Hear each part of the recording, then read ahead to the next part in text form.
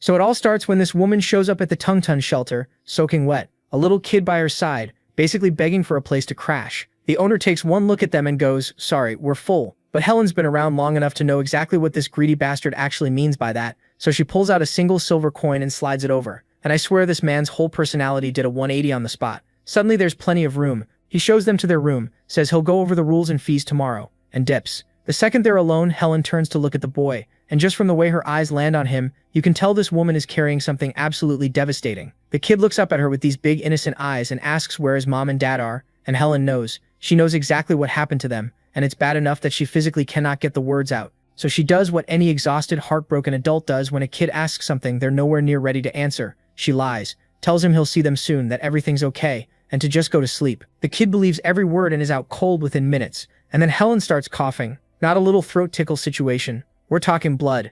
This woman has been running on absolute fumes this entire journey, held together by sheer willpower, and now that the kid is safe and asleep, her body finally lets go. She looks at him one last time, whispers her goodbye, and that's it. Gone. Dead in that room before morning even showed up. Rowan wakes up in the middle of the night and immediately knows something is wrong. The sheets are soaked red and Helen is just still. The shelter owner shows up with his mistress after hearing the commotion, and instead of having literally any normal human reaction to a woman dying in their building, these two are mostly just annoyed about the inconvenience. But then the mistress gets this look on her face. She's staring hard at Rowan, specifically at his light-colored hair, and goes, doesn't he look just like Pauline? And right on cue, Pauline walks in, same hair, same features. These two could genuinely pass for mother and son without anyone questioning it for a second. So this conniving woman hatches a plan on the spot and tells Pauline, "Congratulations, he's your responsibility now." And folks, now there is something you should know about this shelter. On paper, it's this wholesome charitable organization with warm beds for people with nowhere to go, funded by donations and government money. Very noble, very heartwarming. In reality, it's a straight-up money-squeezing machine that preys on desperate people,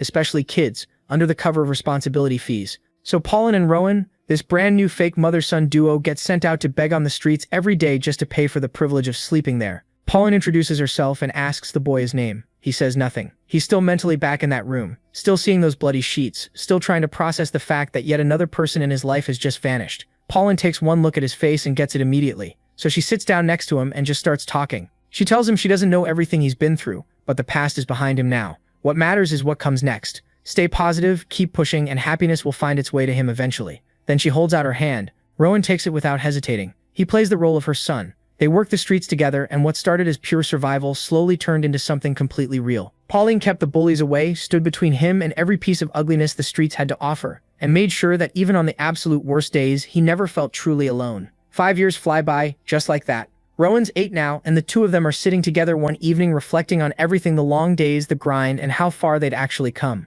But Rowan had caught a rumor that morning that had been sitting heavy in his chest all day. He asks her about it, still smiling, trying to play it cool. She nods and tells him how a noble household offered her a real maid position, actual pay, an actual roof, and an actual future. Rowan tells her he's happy for her, that she's going to be amazing, and he means every single word. But even as he's saying it, his eyes are already snitching on him, and before he can do anything about it, the tears are just coming down. Because it was his parents first, then Helen, and now Pauline. Everyone he's ever loved has left, and even though this time it's for something genuinely good, his heart doesn't really know how to tell the difference between being left and just being left. Pauline sees all of it written across his face and pulls him in close. Then she tells him something he's going to carry for the rest of his life. Being alone isn't about who's physically standing next to you. You're only truly alone if your heart feels empty. But as long as you hold on to the people you love, keep their memory alive, and feel how much they cared about you, they never actually leave. So whenever the loneliness starts creeping in, she says, just close your eyes, put your hand over your heart, and listen. She'll be right there. Cut to hours later, Pauline's gone, and now our boy is standing alone deep in the woods at night, turning her words over in his head. So he does exactly what she told him.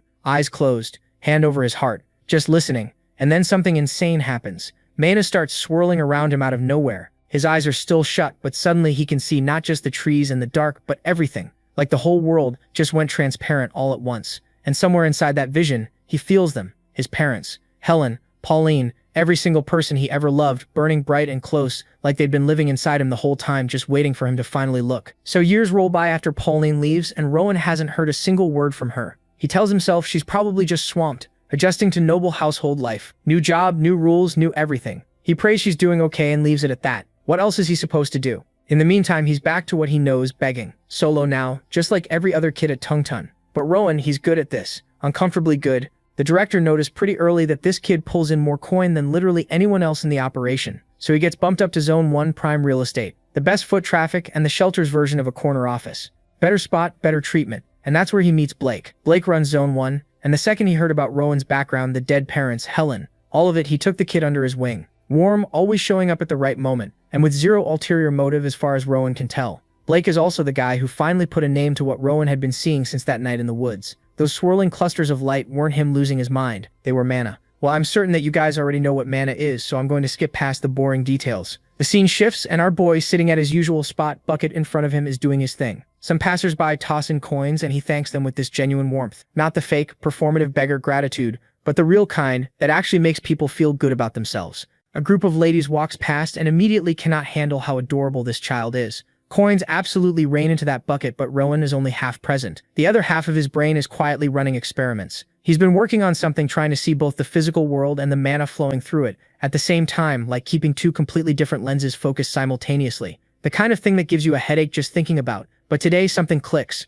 He manages it, both layers crystal clear at once. He lets himself have exactly one small smile about it, because it genuinely was hard. The downside hits immediately. The holding both views at once leaves him dizzy and drained. Baby steps. Blake swings by, clocks the absolutely overflowing bucket, and raises an eyebrow. Rowan deflects with the humble beggar routine. It's really everyone else's generosity, not me. Blake doesn't fully buy it, but appreciates the attitude. He drops a warning before leaving. Success breeds jealousy, so if anything feels off, anything at all, Rowan should come to him immediately. One last wave, and he's gone. Here's the thing though. Something has already felt off, and Rowan didn't say a single word about it. Yesterday he spotted two men in the crowd. Nothing remarkable about how they looked, but their mana, impossibly bright and clean, condensed to the same degree as Blake's, but somehow even more so. And they were watching him and then just vanished, not by walking away but by jumping clean over buildings, gone between one blink and the next. Rowan turns this over in his head. They didn't feel exactly threatening, but they definitely weren't random. He decides to keep both the sighting and his mana vision ability to himself for now. Information is basically the only leverage a homeless 8-year-old has. He's not giving it away for free. His bucket's full, so he packs up and heads back to base camp for a replacement. Routine walk. Should be nothing, except halfway down the street, he sees them again. Not just two this time, several of them spread out, positioned in the shadows, and this time they're not hanging back, they're moving with him, closing distance, one behind him, one flanking his side, coordinated enough to make it crystal clear. This is not a coincidence. Rowan is 8 years old, completely alone, and being tailed by multiple highly capable mana users down a city street. His pulse kicks into overdrive, thoughts start fragmenting. All he has to do is make it to base camp, just get there. The entrance is close, he just has to. And then he hears a familiar voice. Blake comes flying in. This man is moving at speeds that have no business being legal. Covering ground like physics is more of a loose suggestion to him. He scoops Rowan up without breaking stride, launches off the ground, and suddenly they're on a rooftop. Then the next one, then the next. The men below are keeping up because of course they are. So Blake cranks it up another gear and shouts at Rowan over the wind to hold on tight and critically not drop a single coin, because they need to eat tonight. Rowan doesn't respond. Blake glances down, expecting a completely terrified kid. Instead, Rowan has this totally vacant 1,000-yard stare going. Blake figures he's gone catatonic from fear, gets them back to the shelter, sets him down and talks him through it. You're safe, it's okay, go inside. Rowan walks inside. Blake watches, mildly confused, but Rowan wasn't frozen from fear at all. His brain had just detonated. The entire chase being thrown through the air, watching Blake move at full power had handed him something absolutely priceless. For the first time ever, he could see exactly how mana flows through a human body during movement. Not theoretically, visually. He watched it happen in real time, how condensed mana surges into the legs before a jump, how it floods the arms when strength is needed, and how many precise bursts it actually takes to clear a rooftop gap. He counted them, he cataloged every single one. So now, alone and safe inside, he decides to test whether he actually understood what he saw. He breathes in, draws the mana from the air, begins circulating it through his body, feeling where it flows naturally and where it pushes back. Then he starts to condense it, pulling it tight, getting it ready. And folks, this little boy wasn't supposed to try any of this yet, but this is how you know he's the real deal. So now that our boy got the basis down, it only makes sense that he's dying to try it out, but before he could do anything, all the other beggar kids started trickling back to the shelter, completely clueless about why they got called in.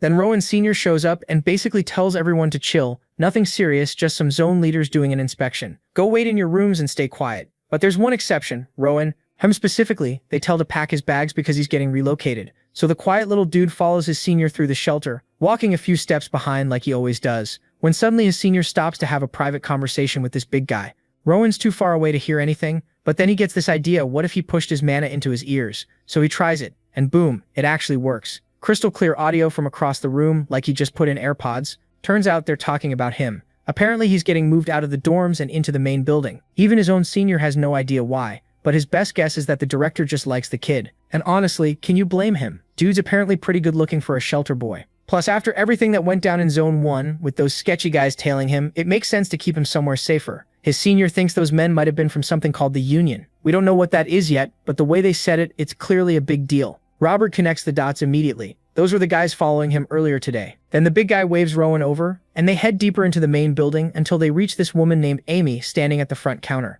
The big guy basically goes, "This is your person now, say hi," and then dips. Cue the awkward silence. Amy breaks it by asking how old he is. Rowan says 10. Then he also just casually drops that he can't read or write and never had the chance to learn. Amy's not even surprised, she just goes, "Yeah, figured you're from the dorms." She tells him starting tomorrow she's teaching him everything so he can call her teacher, or big sister, if they're being casual. Then she looks at him properly for the first time and goes, "Damn, you're actually really handsome for a dorm kid. Man, this is unfair. This little kid is rizzing up baddies left and right." Rowan, completely unbothered, just asks, "Why do I even need to learn to read?" Amy's a little annoyed he doesn't already know why he's there, but she explains it. Reading events are basically these fancy gatherings, sometimes hosted by authors, sometimes by nobles, where a kid reads aloud to a crowd of important people. It's a big deal in upper-class circles, and this time Rowan's going to be performing at one of the shelter's big patron events. If he does well, he might even get picked for a private reading. And private readings, that's basically the fast track to getting adopted. Sponsors pick their favorites that way. For a kid who literally cannot read at all right now though.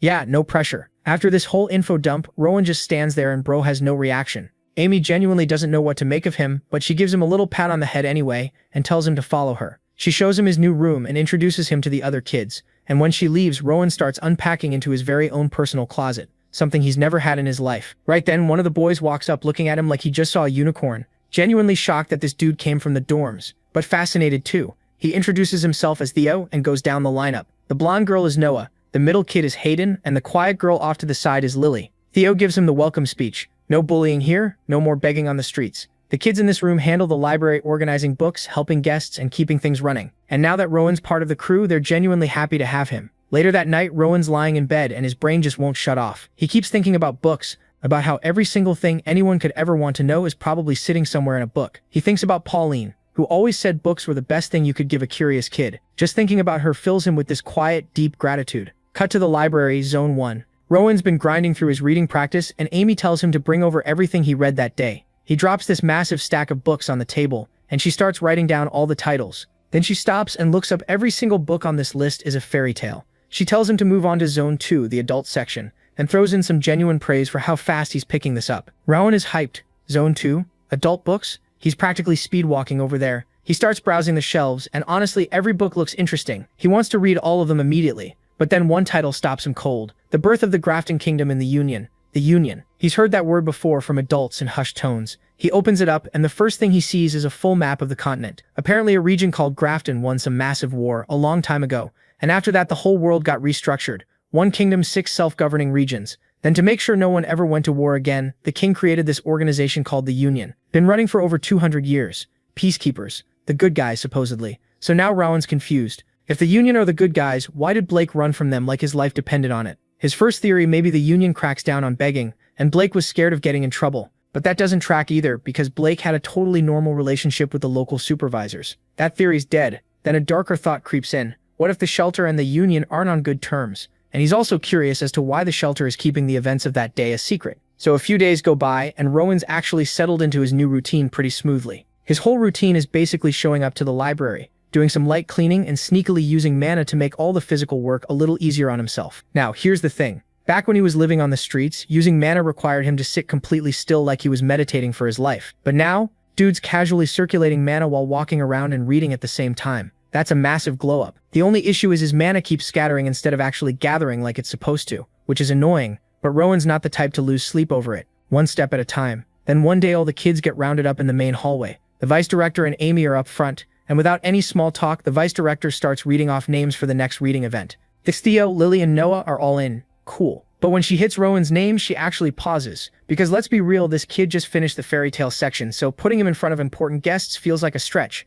But then she actually looked at him and thought, okay, yeah, this boy is genuinely too pretty to leave in the back. His face alone would make the event look better. So instead of having him read, she told him he'd just be observing this time. Take in the atmosphere, learn the vibe. The kids who didn't make the cut at all were side-eyeing him hard, muttering about how it was unfair that the new guy who barely finished fairy tales got a spot just because of his face. Come event day, Rowan showed up in his nice clothes, and the whole room did a double take. Theo immediately hit him with a compliment. Rowan returned the favor, and then Amy walked him to his assigned seat. Once everyone was settled, there was a knock at the door and the VIP guests started filing in. And then one of those guests stopped dead in her tracks. She recognized him. This woman had seen Rowan before, back when he was out on the streets begging in the cold. Even then, she'd been completely taken by how striking he looked for a beggar kid. Rowan recognized her too and wasted no time thanking her for the money she'd given him back then. Her name was Caroline, and she was already his #1 fan before she even walked through the door. She immediately started gushing to the vice director, going on about how she'd spotted this beautiful boy at an intersection last winter, and now here he was, somehow looking even better than before.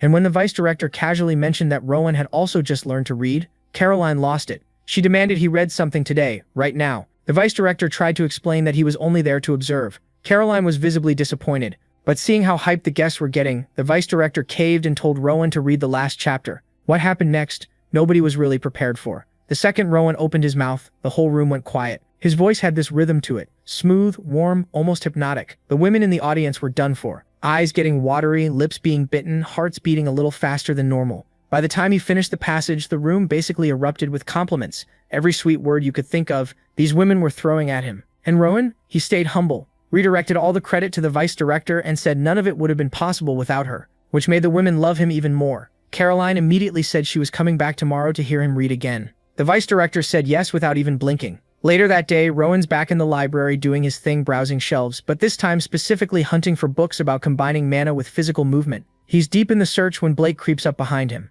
Blake glances at the book in Rowan's hands and raises an eyebrow because the book Rowan grabbed is about life's pleasures. Rowan spins around and puts on this whole exaggerated startled reaction like Blake scared the life out of him. He didn't though. Rowan had sensed him coming from a mile away. Blake had stopped by to give him props for the reading event. Word had gotten around fast, and Blake was genuinely bummed he missed it. Rosen told him not to sweat it. He knows Blake's out here handling actual responsibilities. Then Rosen asks if there's any update on the union situation. Blake says, yeah, those guys are causing trouble again, but he's planning to deal with them alongside the administrators. Rosen immediately tells him he's got full confidence in him. Those union guys are going to get exactly what's coming to them. And honestly, that hit different coming from Rosen. The kid just had that effect on people. Blake felt it. Blake mentions he probably won't make it to tomorrow's reading either, which is a bummer. Rosen tells him not to stress. There'll be plenty more chances. Then Rosen says something that catches Blake a little off guard, that he's more worried about Blake's safety than anything else, and to be careful out there. Blake wishes him luck back. Then on his way out, points at the book still in Rosen's hands and tells him he should definitely read that one, after the reading sessions of course.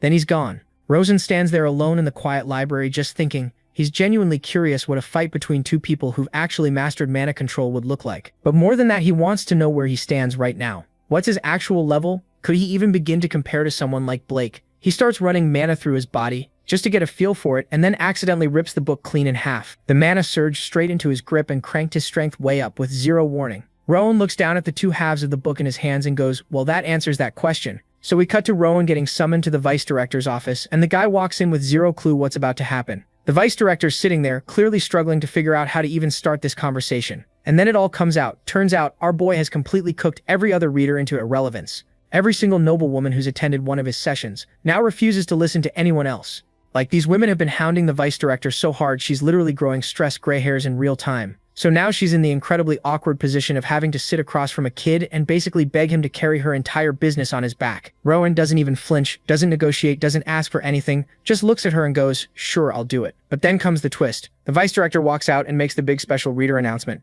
and everyone's already mentally filling in Rowan's name. She calls Theo instead. The whole room does a hard freeze. Theo himself starts stuttering because he genuinely cannot process that he got picked. The vice director congratulates him and sends him off. And even Theo, sweet, humble Theo, pulls Rowan aside before he leaves and goes, bro, your reading is on a completely different level. You're going somewhere incredible. Which is genuinely wholesome, but also kind of just confirms that everybody in the building knows exactly what's happening here. Rowan watches him walk off and feels this little pang in his chest. Not jealousy, more like he's going to miss the guy. But that feeling gets about 30 seconds of airtime before Rowan's right back in the reading room, absolutely demolishing these noble women with his voice again. And speaking of shifts, the vice director pulls him aside again to break the news that he's now on double duty. Morning and afternoon sessions. She clearly feels bad about it. You can see it on her face, but the demand has gotten completely out of hand. Now any other person would start negotiating or at least complaining a little. Robert, he sees it as an opportunity. Genuinely feels grateful that people want to hear him that badly. The only thing he asks for is short breaks between sessions because the emotional output drains him every single time. The vice director, who physically cannot say no to this kid, agrees immediately, just tells him not to wander past the backyard.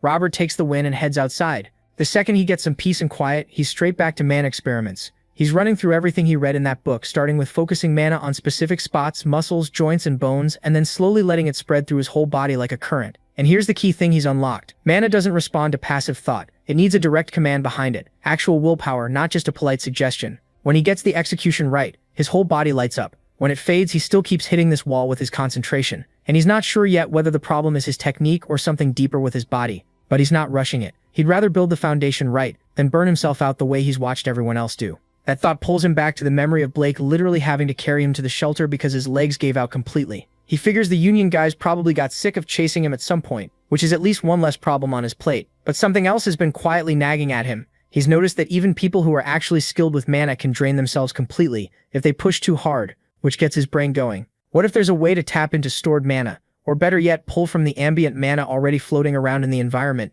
and use it like it's your own? And then it hits him. He's already kind of been doing this. When he channels mana into his voice and projects it outward, that's essentially the same mechanic. If he can figure out how to shape external mana the same way he shapes his own, the ceiling on what he can do is basically gone. He keeps poking at the theory out in the garden, and then lightbulb moment, a single leaf lifts off the ground and just hovers in the air, just floating there, suspended, doing absolutely nothing, and somehow being the most incredible thing Rowan's ever seen. Our boy just invented something. Cut to the next special reader announcement. This time, it's Lily. Everyone applauds. The vice director does her usual send-off, a standard routine. Except Lily isn't moving. She's standing there completely flustered, staring at Rowan, visibly trying to summon the courage to say literally anything. She starts stuttering, and it becomes very, very obvious this girl is about to confess. But before she can get a single coherent word out, the other kids in the room start talking over everything loudly about how baffled they are that Rowan got passed over again. Because at this point, they've all done the math. The man is a cash cow, the vice director knows it, and she's keeping him here on purpose. The whole room explodes in chatter,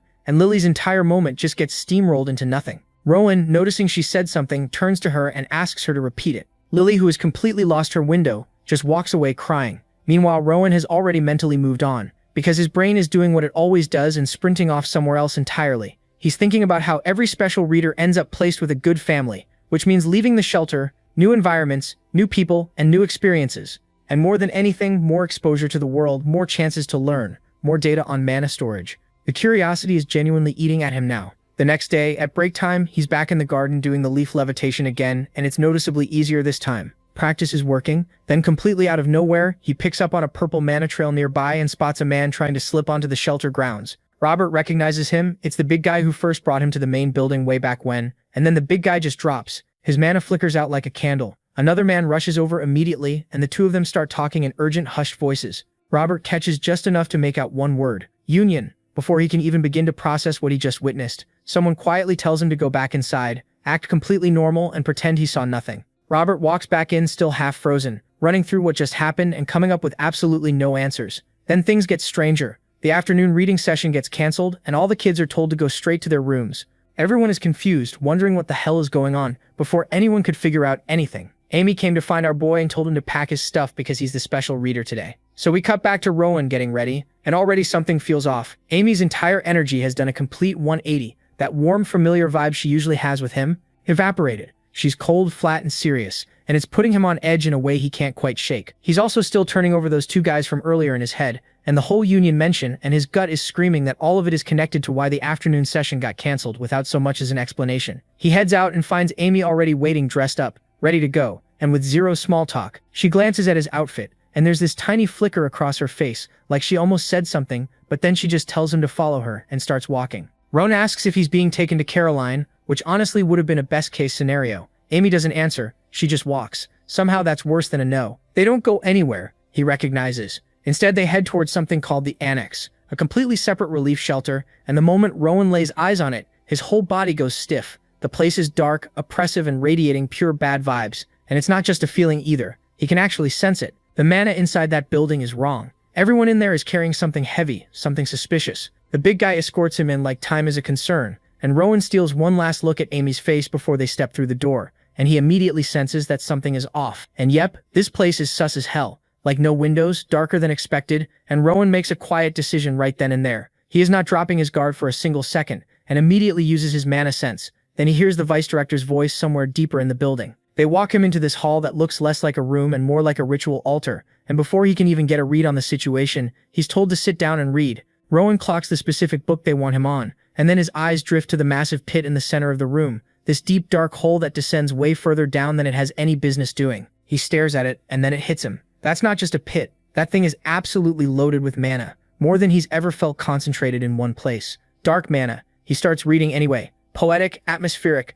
the kind of passage that perfectly matches the suffocating energy of the room. And as the words leave his mouth, he can feel it. The dark mana in the pit is responding, gathering, and pulling toward him. The emotion slams into him like a wave, uncontrollable, and his whole reading style shifts darker, without him even trying. But then the second thing hits him, and this one is a problem. The pit isn't feeding him. He's feeding the pit. His mana is getting drained with every single word, his body getting weaker sentence by sentence. He can't stop though, and he knows it. If he stops now, the shelter gets exposed and the Union moves in. So he endures it and immediately starts building a plan. Absorb the external mana around him and redirect the flow to protect himself. And it actually works. So now our boy's in full control. He even feels a little relief wash over him. Now he can keep reading without getting drained, and use his mana detection the second any Union members show up. So he buys time on purpose, dragging the reading out. The people who set this whole thing up are getting antsy though. The ritual should have wrapped by now. They decide someone needs to go check on what's taking so long. Rowan already knows they're coming, but then something completely unexpected happens. Instead of coming toward him, the shelter people burst into the room and go underground, straight into the pit.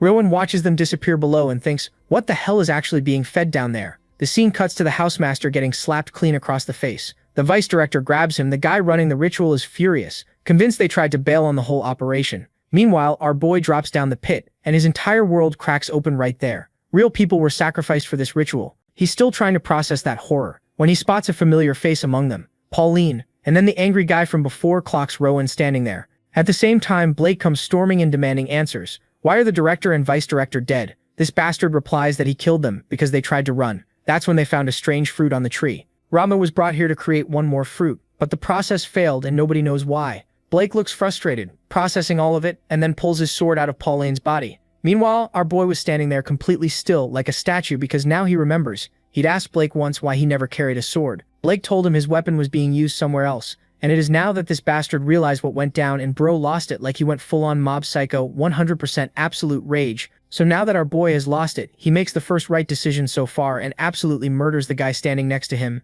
and then he starts walking toward Blake, and this idiot finally realizes that he's miscalculated, because this 10-year-old is radiating this terrifying dark aura that makes absolutely no sense for someone his age. Blake didn't even get to finish his little villain monologue before Rowan blitzed him with a speed and force that had no business coming from a child. But then the fight just stops for a second, because Rowan's attention snaps to the tree, the dead, horrible, cursed tree, and he just starts crying like he absolutely loses it. Then he pushes his own mana into the tree and dives into the memories trapped inside it, and what he sees is brutal. Terrified children, helpless people, all of them are gone, and then buried in all that horror, he sees something unexpected, an older version of himself, like a fully grown Ronin staring back at him. Before he can process any of that, the memory sequence cuts off. Ronin's yanked back out, left with more questions than answers, but something shifted inside him. It feels like he reconnected with a woman he thought he'd lost forever. And riding along with that feeling is Pauline's voice. He remembered what she had told him about how he's only truly alone when his heart is empty. That as long as he holds on to the people he loved, they never really leave. That love isn't something you can see, it's something you feel. And even though the memories themselves might fade, the love stays. It lives in his heart permanently. And then, just like that, he's back. Blake has a sword pressed to his throat. This smug bastard tells Rowan he was kind enough to wait while the boy had his little emotional moment, and that he always knew Rowan was sharp. His subordinates messed up the original plan, sure, but now he's curious, so he gives the kid a choice. Come with him, or die quietly, right here, right now. Rowan, who's already planned in his head that this bastard is dying, asks where they'd be going. Blake explains there's another farm, another tree. Rowan would tend to it. Blake would manage him and officially welcome to the Lutel. Now, if you're wondering what the Lutel is, it's basically a cult run by some fanatic who thinks dark magic is the key to changing the world. Blake is just an errand boy for this guy, a loyal little servant. That's when Rowan asks the question in the coldest possible tone, his eyes completely empty,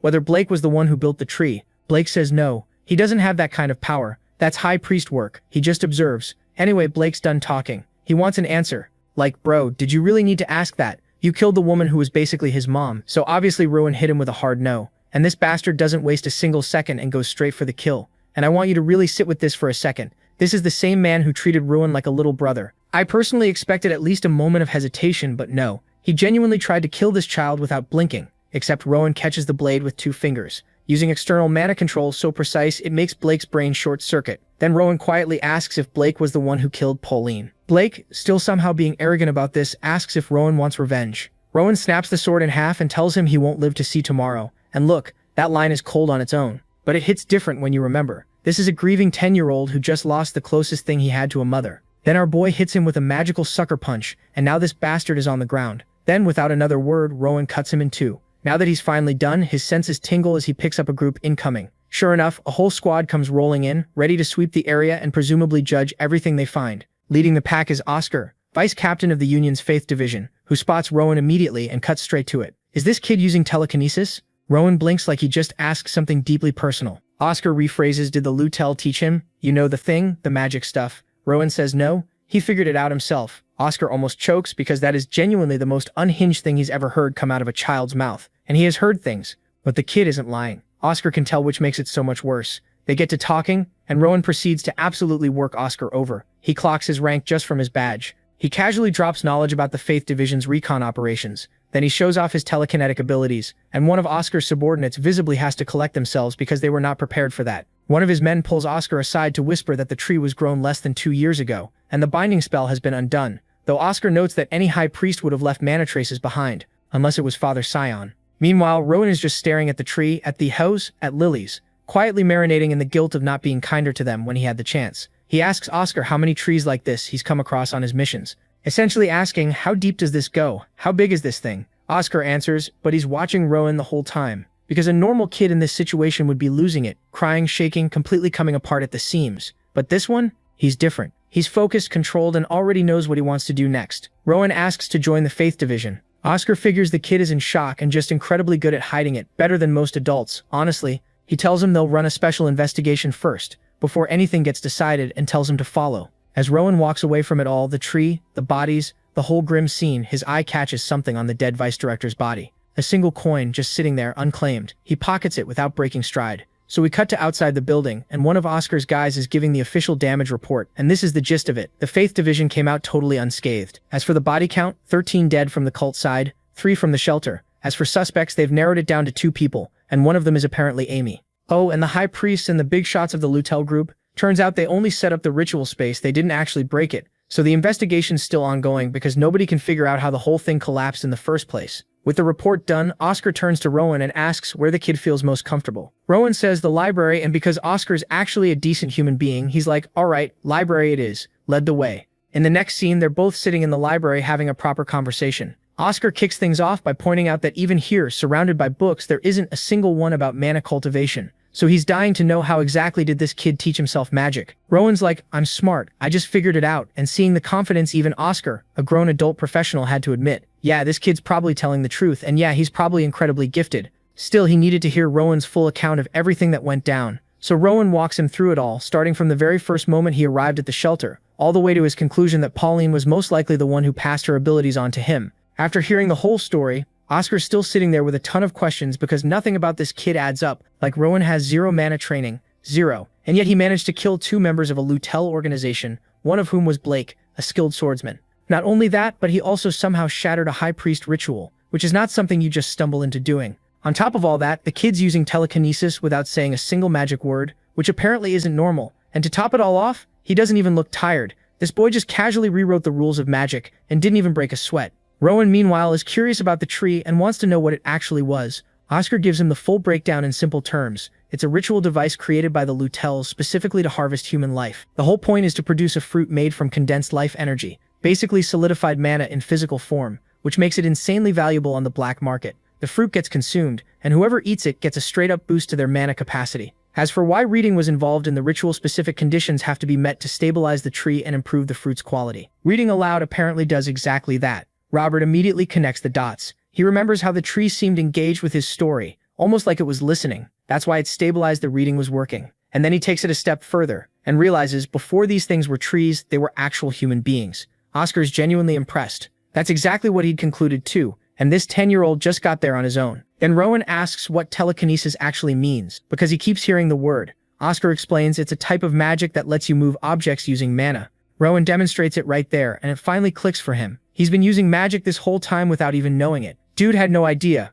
Oscar notes that while it's still at a beginner level, the fact that a kid his age is pulling this off at all is remarkable. Now Oscar remembers something. Rowan mentioned wanting to join the Faith Division, and after everything the boy just went through being betrayed by the people who were supposed to protect him, Oscar genuinely wants to understand why. The Faith Division and the Union are the same organization, just different names, so it's not a small commitment. Robert's honest about it. He doesn't fully trust the Faith Division yet, but his gut tells him Oscar's a good person. He can feel it in his mana. Oscar's a little thrown off hearing a 10-year-old describe him as pure, and he tells the kid that trusting people based on vibes alone could seriously get him killed someday. Robert pushes back saying he's good at reading people, but Oscar shuts it down gently. It's not that simple. Getting a child involved in their operations isn't something he can just greenlight. Robert starts to wonder if he's too weak, too inexperienced. But Oscar stops him and tells him to listen carefully in life. Raw talent isn't everything. His tone goes serious, and Robert's mood drops immediately. Sulking mode activated. Oscar clarifies nothing is wrong with Rowan. The problem is making exceptions for outsiders is complicated, and the kid is very young.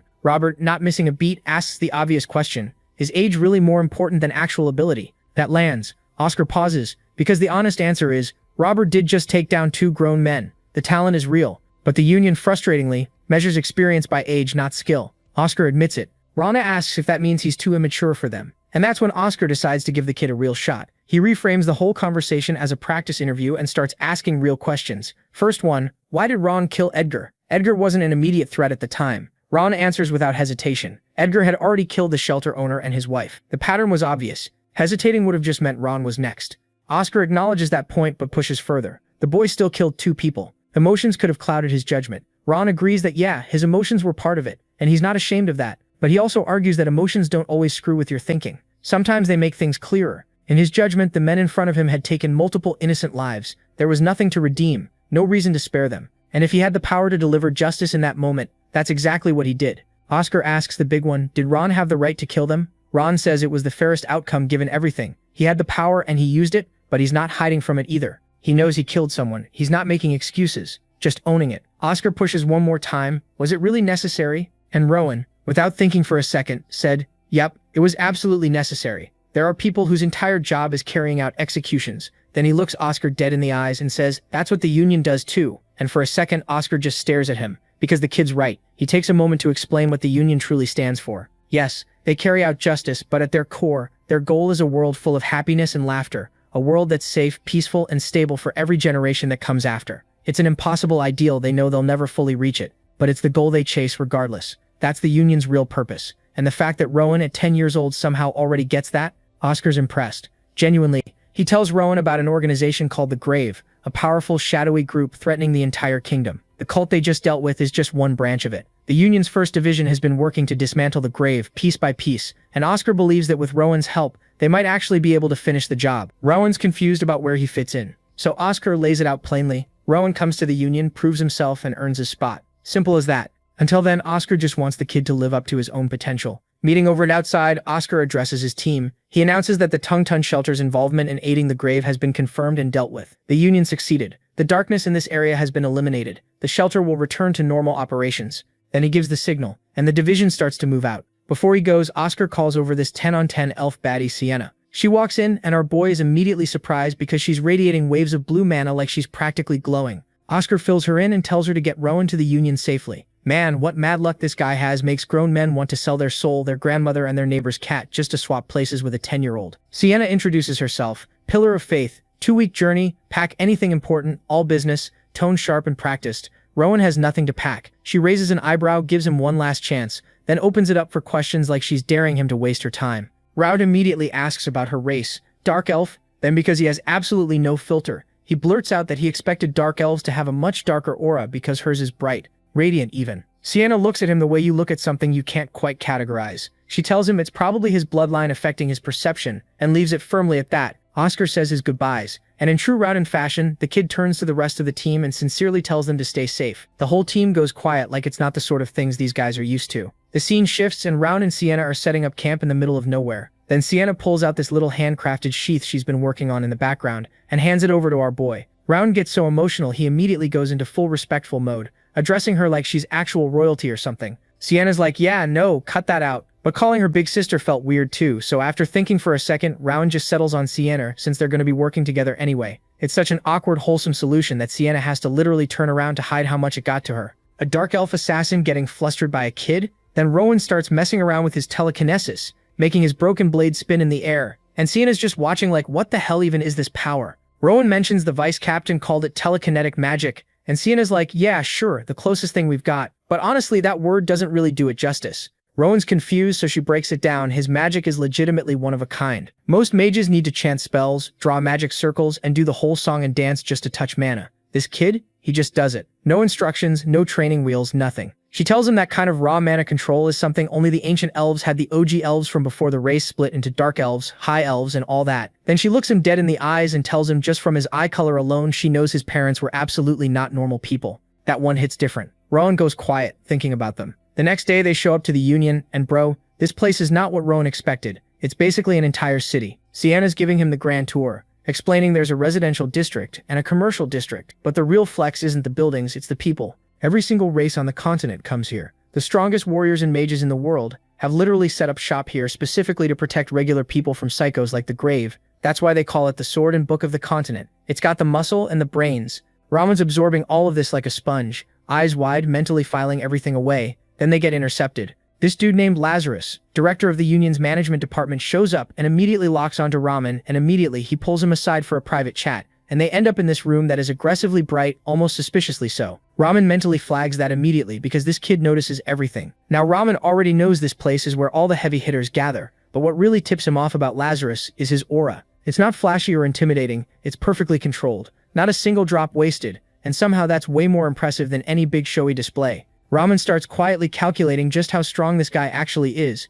Then Lazarus does something unexpected. He politely asks for Rowan's hand and holds it with both of his, and the second he does, Rowan feels it. This man is doing the exact same mana control thing Rowan does, except on a completely different level. Like if Rowan's been drawing stick figures, this guy's out here painting the damn Sistine Chapel. Instead of being scared, Rowan's hyped. He didn't know other people could do this. He didn't know it could even go this far. Man's practically vibrating with excitement. Then Lazarus's eyes slide over to the coin hanging off Rowan, the one he took from the deputy director. Before the man can even ask, Rowan sets the record straight. He didn't steal it. It was his grandma's. He just took back what was already his. Lazarus asks to see the emblem on it, and here's where shit gets interesting. He asks nicely, but Rowan's body just straight up doesn't move. He tries to pull his hand back, Catan. Tries to shift his weight, Catan. Lazarus has basically stitched their mana together, locking him in place without making a single aggressive move. It's the most polite prison cell Rowan's ever been in. So Rowan thinks it through in real time. If he can handle the gravity pressure and the mana pressure at the same time, maybe he can slip out. He tries it, and he actually pulls it off. Lazarus looks genuinely impressed, but Rowan's already annoyed with himself because all he really did was copy the director's own technique back at him. Nothing original, except Lazarus noticed that too, and he's even more impressed because of it. Lazarus examines the emblem, and for the first time, his perfect mana control flickers. Just for a split second, Rowan catches it instantly. The director thanks him, genuinely, not just out of politeness for showing him something he'd been wondering about for a long time. Rowan, still curious, just straight up asks, "Are you the strongest person in the Union?" Lazarus laughs and waves it off, calling himself just an old raccoon helping the next generation. Rowan takes that completely literally and misses the joke entirely, which is very on brand for him. But Lazarus answers honestly, the 17 captains are terrifying. The commander above them is on another level entirely. And then there's the governor and top brass above even that. Compared to those people, yeah, the raccoon checks out. Ronan asks if he can come back with more questions sometime. Lazarus tells him, sure, just book an appointment. As they wrap up, Ronan mentally files Lazarus under two categories, good and strong. High praise coming from this kid. He walks out feeling solid, like coming to the Union was the right move, and then he sees his new home, the Union Academy. Sienna explains it's where Union members send their kids when they're away on long missions, which basically makes it a school full of kids who grew up in this life. It's not specialized. It covers swordsmanship, magic, martial arts, all of it. Building students up from the ground up. The idea is 5 years here could turn Ronan into something genuinely terrifying. The second she mentions school, something in Ronan just lights up. Cut to the next day, and our boy's looking fresh in his new uniform, dripped out and ready to learn. He asks the woman if she's a teacher, and she's like, oh shit, I forgot to introduce myself properly. It turns out she's Daphne, the head of academic affairs and a language teacher. Basically, she's kind of a big deal. She hands him the first-year class schedule with a list of elective subjects he can pick from. And bro, the options are stacked: mana manipulation, swordsmanship, astronomy, all kinds of cool shit. Our boy looks at this menu of knowledge, and his eyes light up, so what does he do? He checks every single box. When Daphne gets the paper back, her jaw hits the floor. She's like, kid, are you insane? This workload would break most students. If you fail even one of these classes, you're cooked. But our boy's sitting there like, what's the problem? Because he genuinely doesn't understand why anyone would find studying difficult. Daphne's looking at him like he's an alien, because what kind of child wants to study everything? Most kids would rather eat dirt than do homework, but this little psychopath is built different. She's trying to warn him about the insane amount of homework he'll have, but he's not budging. Finally, she just gives up and accepts his list, probably thinking, you know what, let him learn the hard way. She tells him to follow her to his first class. In the next scene, our boy walks into the classroom behind Daphne, and his eyes are darting everywhere, taking it all in. He immediately notices something important. Every kid in this room has way denser mana than he does. This confirms what he already suspected. His body is the problem, not his ability. Anyway, Daphne introduces him as the late transfer student and gives him the floor. Rowan steps up to introduce himself, and he's getting flashbacks to those reading sessions at the shelter, so this feels familiar. He gives this polite, wholesome introduction about hoping to get along with everyone. And bro, his voice, this kid's voice is so smooth and sincere that it literally touches the teacher's heart. Look at this little bastard already rizzing up the teacher. Once our boy takes his seat, the class begins. Daphne tells everyone to turn to page 24 and asks Rowan to read, since she knows he learned how back at the shelter. He opens the book and immediately recognizes it. It's the same damn book Amy used to test him with. His mind flashes back to the shelter where he was reading beautifully with this elegant-ass tone that had everyone mesmerized, but now he's feeling some type of way because Amy, the girl who taught him, turned out to be part of the Lutel group that betrayed him. Still, our boy's mature for his age. He's thinking maybe he should give her a chance to explain herself because he doesn't actually know her side of the story yet. In his head, he's like, people are way more complicated than textbooks, which is some deep shit for a kid to be thinking. By the time he finishes reading the passage, the entire class erupts in applause. Even the teacher is gushing about how talented he is, praising the school for snagging such a gifted student. After class, some kids come up to him like, yo, you're insane. Daphne never gets impressed by students, but you had her shook. Our boy's collecting fans left and right, but then this short-haired girl with green eyes approaches him. The moment he sees her, something clicks. He recognizes her from that vision he had earlier. She introduces herself as Sophie Pulbel, the class president and student representative. They shake hands and she asks what elective he picked. He mentions swordsmanship, and she notices he only has a tiny dagger on him. So she's like, oh, are you trying to join the union? Rowan's confused because he literally just wanted to study everything. He wasn't thinking about the union at all. But now he's curious, so he asks if you need swordsmanship to join. Sophie gives him this weird look like, bro,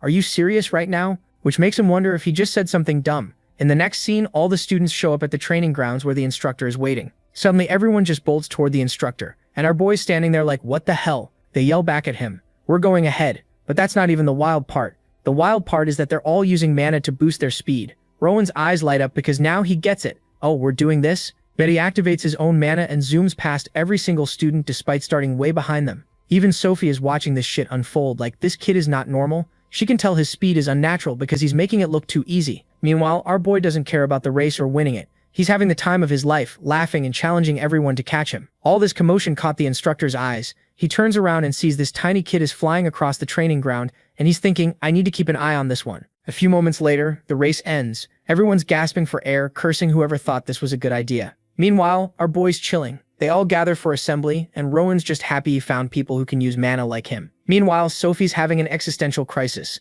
thinking, is this kid even human? The way he accelerated, the way he lapped everyone, and the fact that he's not even tired? She's convinced he might be a demon. Rowan notices her staring and cheerfully asks, did you enjoy the race? Sophie's internally screaming, like, this little demon just dunked on all of us and has the audacity to ask if we had fun. After everyone catches their breath, the instructor finally introduces himself as Diego Sanchez, a swordsmanship master and their teacher for this class. Our boy's hyped as hell to learn from this guy. Diego tells everyone to grab a wooden sword, and you can see the pain on these kids' faces because they're still exhausted from that death race earlier. But here's the thing, Rowan's just standing there frozen. Diego's like, kid, move your ass. But our boy's hesitating, looking at that wooden sword like it's about to bite him. He's having PTSD flashbacks of Blake, and Diego immediately picks up on it. The instructor can see the fear in his eyes, so he drops some wisdom on him. Look, a sword can be dangerous, sure, but at the end of the day, it's just a tool. The sword doesn't have intentions. It reveals the character of the person holding it. That's why you need to face this fear, and damn, that actually hit different for our boy. He has this realization moment, like, wait, if Blake had beaten my ass with a staff instead, would I be scared of staffs right now?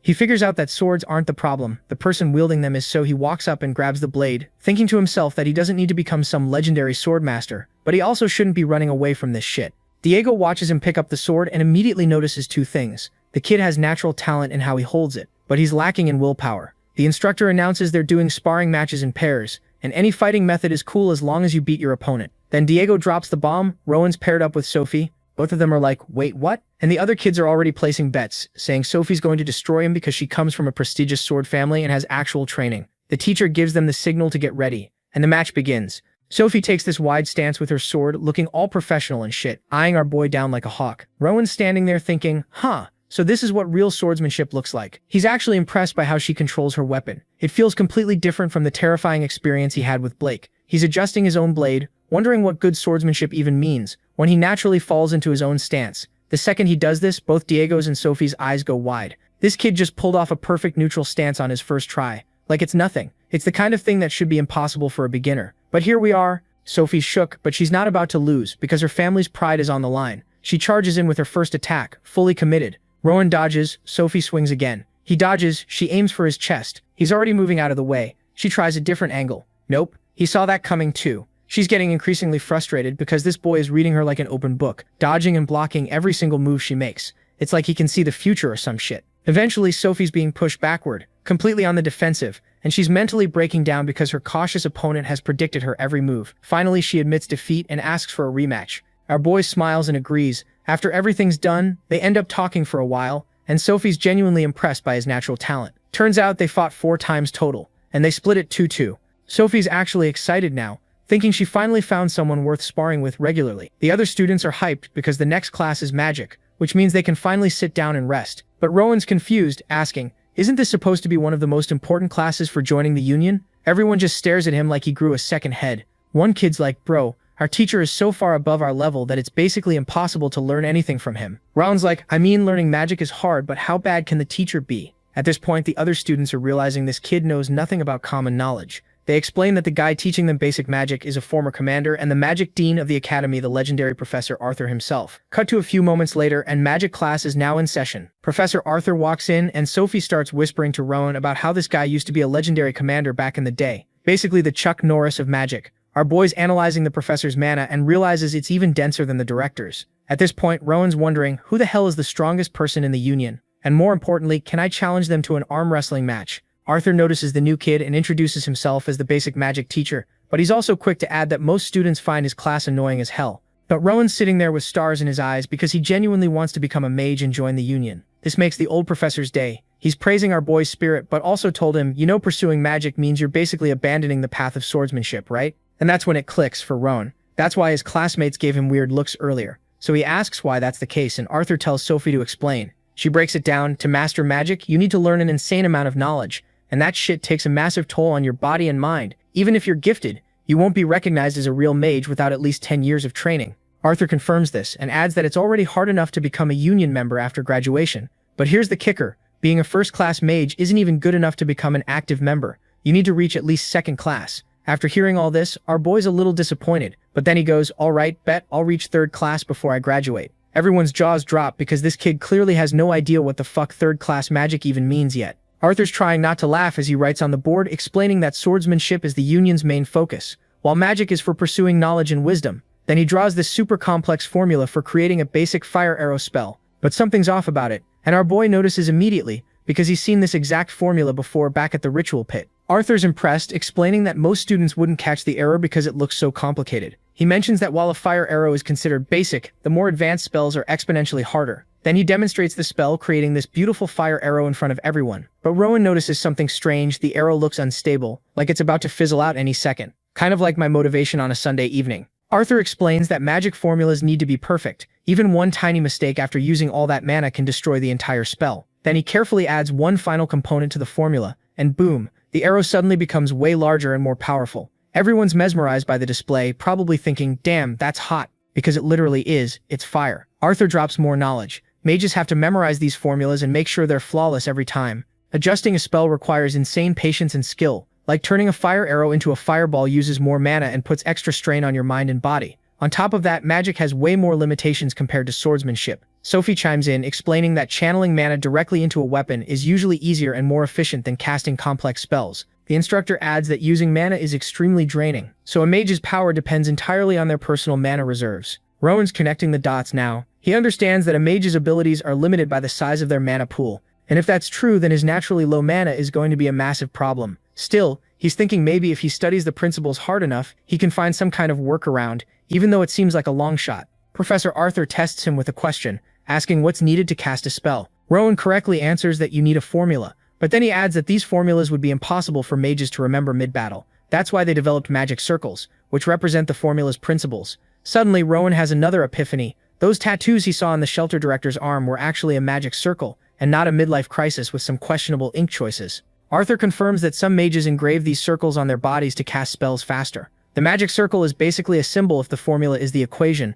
The magic circle is its symbolic representation. Then Rowan hits them with another question. Is chanting just the verbal conversion of the formula? Arthur's startled because holy shit, this kid just figured that out on his first day. Meanwhile, some students have been here for 3 years and still can't figure out which end of the wand to point at things. Rowan explains his reasoning. The formula on the board is like a blueprint for creating a fireball. If the magic circle is a symbol, then chanting must be the linguistic conversion of the same spell. The professor's smiling with pride now, because this is a concept that many mages spend years studying. Arthur confirms that chanting is about saying the right words and infusing mana into each one to create an incantation. To demonstrate, he casts a powerful fireball using only his voice. He also mentions that speed, tone, and emotional state all affect the spell, making it similar to recitation. And our boy's absolutely fascinated. No recitation in his entire life has ever captivated him like this one. The professor's worried he might have scared Rowan off with all this complexity, so he asks if he still wants to pursue his ambitious goal. Our boy's response? Hell yeah, I'm even more interested now. Arthur's pleased and decides to start the class by teaching ancient languages.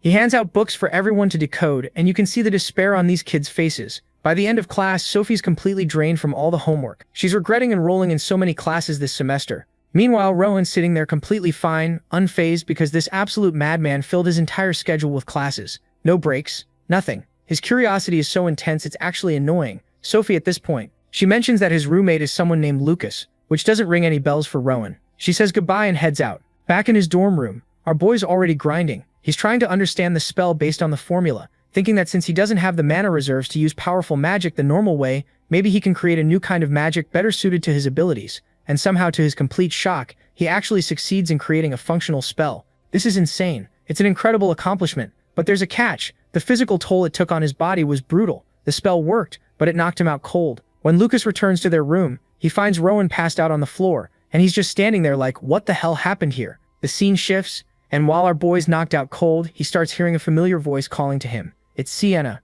and she's over here having a guilt trip, blaming herself and the other teachers for pushing him too hard. They all thought he was some genius prodigy who could handle anything they threw at him, but clearly they fucked up. Finally, our boy's eyes open, and the first thing he sees is Lucas hovering over him like a concerned mother hen.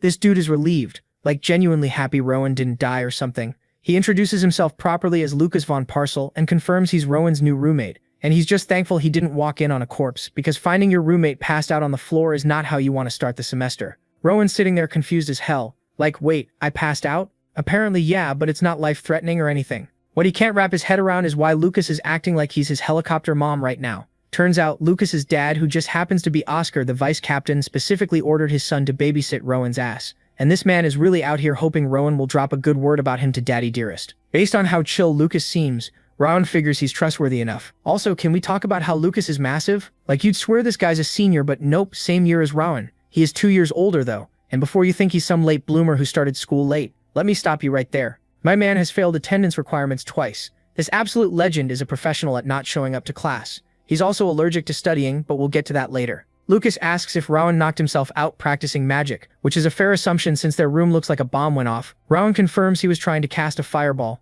but everything after that is blank. Lucas, who's more of a sword guy himself, admits he's kind of disappointed Rowan isn't leaning into his obvious sword talent, since he's basically following in his dad's footsteps anyway. Rowan's looking at Lucas and noticing some things even though the dude's 2 years older. His mana is way denser than other students, and his physical build, absolutely jacked. Our boy's genuinely impressed by the work Lucas has put in, and feeling a bit insecure that he's falling behind. Despite just waking up from passing out, Rowan's ready to drag himself to class like the stubborn idiot he is, but Lucas somehow talks him into skipping, getting some fresh air and grabbing food instead. Rowan agrees but can't help roasting him. This is exactly why you failed twice. You'll skip class for literally any reason. Cut to them finding a spot to eat, and Lucas is insisting Rowan needs to stuff his face to recover. But then Rowan senses this faint mana trace nearby. He's like, we have to check that out, and Lucas is down, so they head to a magic shop. Inside, Rowan notices most items are infused with mana, while Lucas is over in the corner sneezing his lungs out from all the dust like he's allergic to the entire store. Then the horrible realization hits Rowan. He's broke, like completely, utterly, devastatingly broke. He's out here regretting not keeping some cash from the shelter. But Lucas, proving he's a real one, offers to cover him since it's technically part of his dad's assignment anyway. This man's really earning his homie card. Our boy decides to test the waters and jokingly asks Lucas to buy everything in the shop. Lucas pulls out this sad little handful of coins that couldn't buy jack shit, but it should at least cover one item. So Rowan starts browsing for something within his roommate's peasant budget. Then something catches his eye, an egg with this weird magic circle carved into it. It's giving off this sharp, murky mana signature that's honestly fascinating, and the best part, the price tag is dirt cheap. The shop owner walks over and explains he's looking at the stone of Galatia, which most people just use as fancy home decor. Everyone assumes the egg will never hatch, so it's basically a useless paperweight that looks cool on a shelf. Rowan asks what's inside, but even the owner doesn't know. According to legend, the stone acts as a cage for some mystery creature. The owner bought it thinking he'd flip it for profit, but nobody gave a damn since it never hatched. Rowan's curious if breaking the seal would do anything, but the owner tells him not to get his hopes up. You'd need some extremely unique spell to crack it open. But our boy's hooked. He can tell this magic circle is expert level shit, at least a dozen times more complex than a basic fireball spell. He asks Lucas for his opinion, and Lucas just shrugs like, it's cooler than some boring book, plus you could bash someone's head in with it if needed. Solid logic. Rowan decides to buy the stone and walks out happy as hell with his mysterious magical egg. It's already evening, but Lucas wants to end their hooky day on a high note. He suggests they visit the most impressive place in the entire Union, the clock tower. That's the definition of built different. And finally, there's the governor, the highest authority on the whole continent, with a rank equivalent to a king. Standing there staring at the clock tower from a distance, Rowan's reflecting on the long-ass journey ahead to reach the level of these legendary figures. But you can see it in his eyes, he's determined as hell to stand alongside them one day. Rowan and Lucas stayed at arguably the most impressive spot in the entire Union, until the sun dipped and night took over. Our boy's absolutely mesmerized by this watchtower, and its insane height. You can literally see this thing from almost anywhere in the Union, even from the Academy. Curiosity gets the better of him, so he asks Lucas what the red hands on the clock mean, and how to read them. Lucas scratches his head and squints like he's trying real hard to remember. After forcing his two brain cells to work together, he finally recalls that the characters on the outer red band show the current year. Ronan takes a closer look and realizes the symbols are in ancient languages. Then Lucas just throws in the towel and admits he never learned how to read these clocks. My man's been living here his entire life, and never bothered figuring it out. Ron uses his big brain energy and works it out. It says year 262, which tracks, since they're currently in Kingdom year 262. From there he decodes the other dials for month and day. It's 7:20 p.m. on June 14th, 262. Our boy needed maybe a minute to crack this, while Lucas, who literally grew up staring at this tower, never gave enough shits to learn. But here's where things get heavy. The reason Ron's so obsessed with this tower is because he's seen it before in that grim-ass vision from the tree. That illusion showed the clock tower as ground zero for total apocalyptic destruction. And if he's remembering correctly, the clock in his vision was pointing to June 14th, exactly 10 years from today. After chilling a bit longer, the roommates finally head back to their dorm. Once Lucas confirms Ron's not gonna pass out again, he grabs his wooden sword and dips. This dude may skip every class known to man, but he never misses training. If he skips even one day of physical work, he feels his body getting sluggish. Just like that, our boy's left alone with his spiraling thoughts. That apocalyptic vision the mysterious tree showed him is impossible to shake off. There's a strong possibility it wasn't just some random nightmare. It could have been a legit precognitive dream showing him the actual future. And if that's true, he needs to change it. To sort through his thoughts, Robin closes his eyes and enters his mind palace. First step, collect as much information as possible from the memories stored in his brain. With his perfect recall ability, he reviews the snapshots of the clock tower he saw earlier, reconstructing every tiny detail with perfect accuracy like he's building a 3D model in his head. Once he's satisfied, he moves to the next step, filling in gaps and blind spots in chronological order. Robin identifies specific things that appeared in the past that would later cause deaths in the possible future he witnessed. Buildings, roofs, structures, everything's accounted for. He recalls seeing a corpse of someone who died from a collapsed roof. Our boy's meticulously overlapping what he knows of reality with his dark vision, carefully stitching together what happens in each scene like some detective from hell. After filtering everything down to the most critical details, he pulls up the memory of that truly dreadful illusion. He recreates the scene the tree shared with him and enhances areas where he can add more detail. For a moment, he hesitates. He doesn't want to replay that sorrowful nightmare again, but then he remembers more. The bodies on the ground, they looked like his friends. Sophie, Lucas, and Sienna were all there, lifeless and slightly older. That's the kind of future he absolutely refuses to accept. It puts into perspective just how weak and pathetic he is now, and what a complete failure he'll become if he doesn't change shit. He wants to know what rank he managed to reach in that vision, so he searches through the mountains of data in his mind. After digging through everything, he finds that single lingering scene showing his future self. From the vision's default angle, his rank badge isn't visible. But Rowan's not giving up that easily. His analytical mind develops a method to actually change the viewing angle of the memory, which requires him to dive much deeper into the shared vision of the burning Union. After confirming all the details are locked in, he proceeds, turning his full attention to the image of his supposed future self. He focuses on future him's chest to see the rank badge clearly, and then he sees something absolutely horrifying. Young Rowan feels his blood run ice cold. It's difficult to make out at first, but his future self looks bloodied and beaten where his rank badge should be. His chest is a massive gaping wound, exposing his insides like some gore scene. Turns out his friends aren't the only ones destined for a terrible fate. Rowan himself is going to die a gruesome-ass death. After forcing himself through that traumatic mindfuck, he withdraws. He pulls his consciousness back out of the nightmarish vision and slowly opens his eyes, sitting there alone with his soul crushed and thoughts racing. He wonders if the vision was meant to be some kind of warning from the tree. The fall of the Union means the death of the kingdom and the continent. It would be the literal end of the world and complete extinction of humanity. As far as he understands, the tree is a creation of black magic made from human mana, molded by sacrificial victims caught between life and death. Besides all the horrible scenes, there was also this mysterious hooded figure present in the vision. Maybe that person holds the key to understanding everything. Round maintains a healthy dose of skepticism about whether what he witnessed is legit, but to make sure that nightmare scene doesn't happen, he needs to create a different future using the scraps of information he has. The most effective method? Start by changing himself. Since his future looked absolutely bleak, his rank was a lost cause, and he was wearing the Union's black suit. So maybe not becoming a Union member could butterfly affect the timeline enough. Perhaps he could take an official role in the management bureau instead, since they wear red suits. Or, and here's the crazy option, he could do the unprecedented and aim for the white suit that only the commander wears, achieving it before the vision comes true in 10 years. The next day, the roommates get ready for class after their little hooky adventure. Lucas reminds Ron that Professor Daphne asked him to swing by the faculty office before class. After delivering the message, Lucas cheerfully heads toward campus by himself, probably ready to skip again later. Ron's left standing there wondering why the hell Professor Daphne would want to meet with him privately. Can't be good news, right? So our boy throws on his uniform and marches straight to the faculty office, where Professor Daphne hits him with that concerned mom energy, asking how he's doing after yesterday's little health incident. Turns out Lucas informed her, and she was cool enough to mark it down as medical leave, so Ron wouldn't get screwed over academically. She's looking at his schedule like he's insane, telling him he's taken way too many elective classes and basically begging him to drop some before he burns out again. But Rowan, nah, he's not budging. Man's keeping every single class. In fact, he's hyped as hell for the ones he hasn't even attended yet. Professor Daphne's over here feeling guilty, thinking she caused his collapse, but our boy just smiles and reassures her it'll never happen again. She gives him one last please, reach out if you need help speech, and he thanks her with maximum sincerity, before heading to his first class. Here's the thing these days, Rowan's mana cultivation is so natural, he does it like breathing. Training doesn't even take that much time anymore. But what really matters, our boy has found a new mission. He wants to turn all his homies into absolute powerhouses.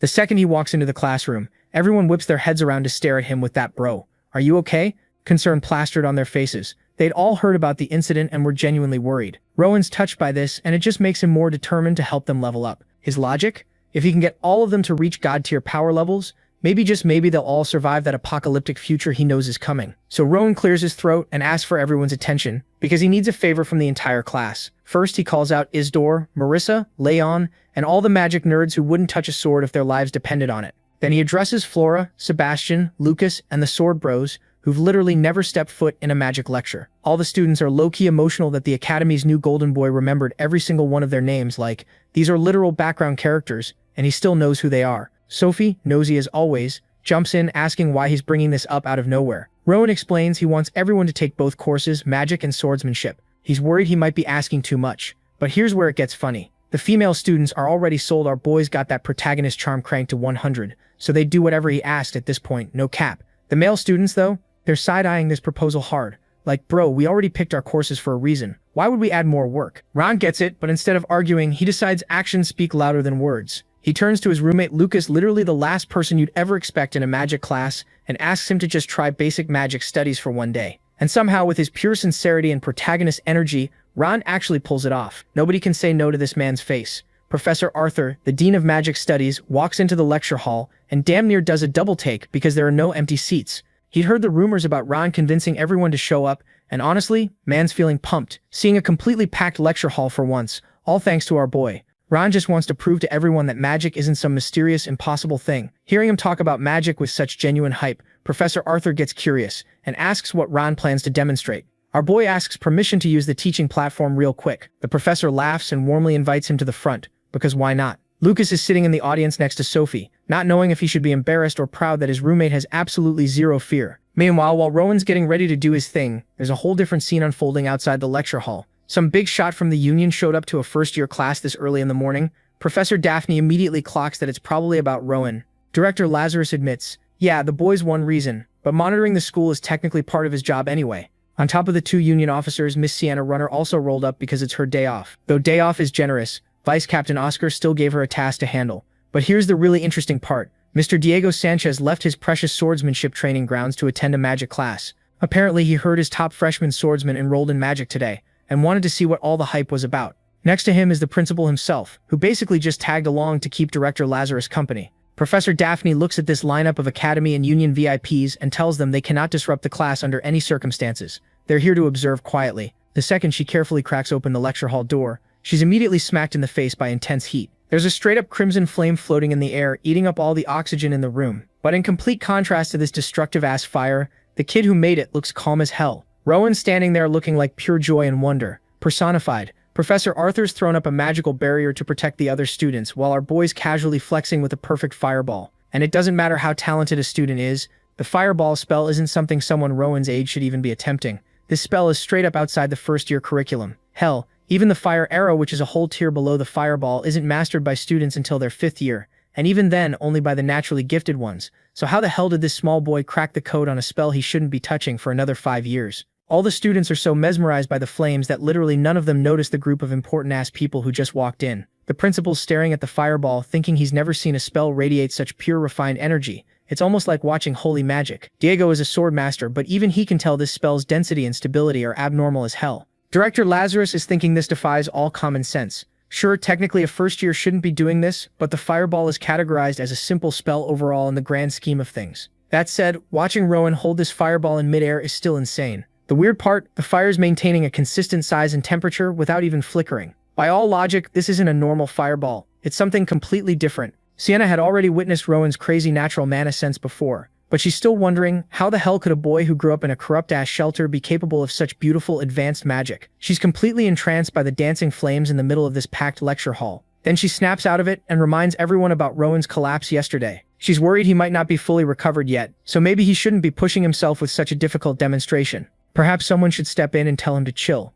But none of the adults want to interrupt. They're all too captivated by what they're watching. But honestly, nobody needs to stress, because my man's got complete control. He's pumping a constant stream of mana into this thing, using his own custom technique. For him, keeping that mana flow smooth and steady is way more important than making the biggest boom possible. He doesn't want this flame turning into a nuclear disaster if the mana gets wonky. But this is Rowan we're talking about, so obviously that wasn't going to happen. And while he's casually maintaining what could literally be a death ball, he's actually way more interested in the crazy strong barrier Professor Arthur just threw up to protect everyone. Rowan can tell there's some overlap between how the barrier works and that creepy endless void from the ritual. They look kinda similar but do completely different things. His brain starts going down rabbit holes like, yo, what would happen if I just yeeted this fireball straight into the barrier? Intrusive thoughts hitting different. But instead of testing that theory and potentially turning everyone into crispy nuggets, he compliments Professor Arthur and casually asks what his defensive spell is called. The old professor straight up blanks because he's in complete shock. Like, maintaining a spell this long takes insane focus, yet this kid's out here having a full conversation while keeping perfect control of his magic. The absolute audacity of this child. Before anything more wild can go down, Arthur decides to end this whole thing. He manipulates his barrier to completely wrap around and suffocate the flames. Instead of being bummed, his fun's over. Rowan's just in pure awe at how clean that was. With the dean's final move, the fireball completely vanishes, and everyone in the room gasps after holding their breath through that entire roller coaster. Looking at this young menace, Professor Arthur genuinely can't decide if he should yell at this kid or give him an award for breaking every magic safety rule ever written. Right then, Director Lazarus confidently walks onto the stage while clapping for our boy. He answers Rowan's earlier question, explaining that the barrier was Arthur's signature move, the Azure Flame Barrier. Hearing this, Rowan turns to his professor and tells him that's a badass name. Arthur's like, I didn't name it, which means someone else blessed his spell with such a fire title. Since they're talking about names anyway, the dean asks if Rowan's fiery display has a name too. Confused, Rowan's like, nah bro, I just showed you guys a basic fireball. Nothing crazy. But anyone with half a brain and decent magic knowledge would know that spell was not just a basic fireball. And Rowan, more than anyone, should know that. He looks away and admits he was playing dumb. He hasn't actually named his technique yet. Director Lazarus cuts in, saying as head of the bureau, he can't just ignore what happened here. He asks why Rowan did something so ridiculously dangerous. Without missing a beat, Rowan answers straight up. He was confident he could control the fire, and was sure Professor Arthur had his back no matter what. He had no other agenda except showing his classmates what's possible. He wanted to give them confidence in their own magic. Maybe some were curious, but too scared to try. The dean points out that casting a fireball before graduation is already incredible, so what do you call a freshman who did that? This was Rowan's way of proving nothing's impossible. He can only talk like this because he's completely clueless about what an absolute freak of nature genius he actually is.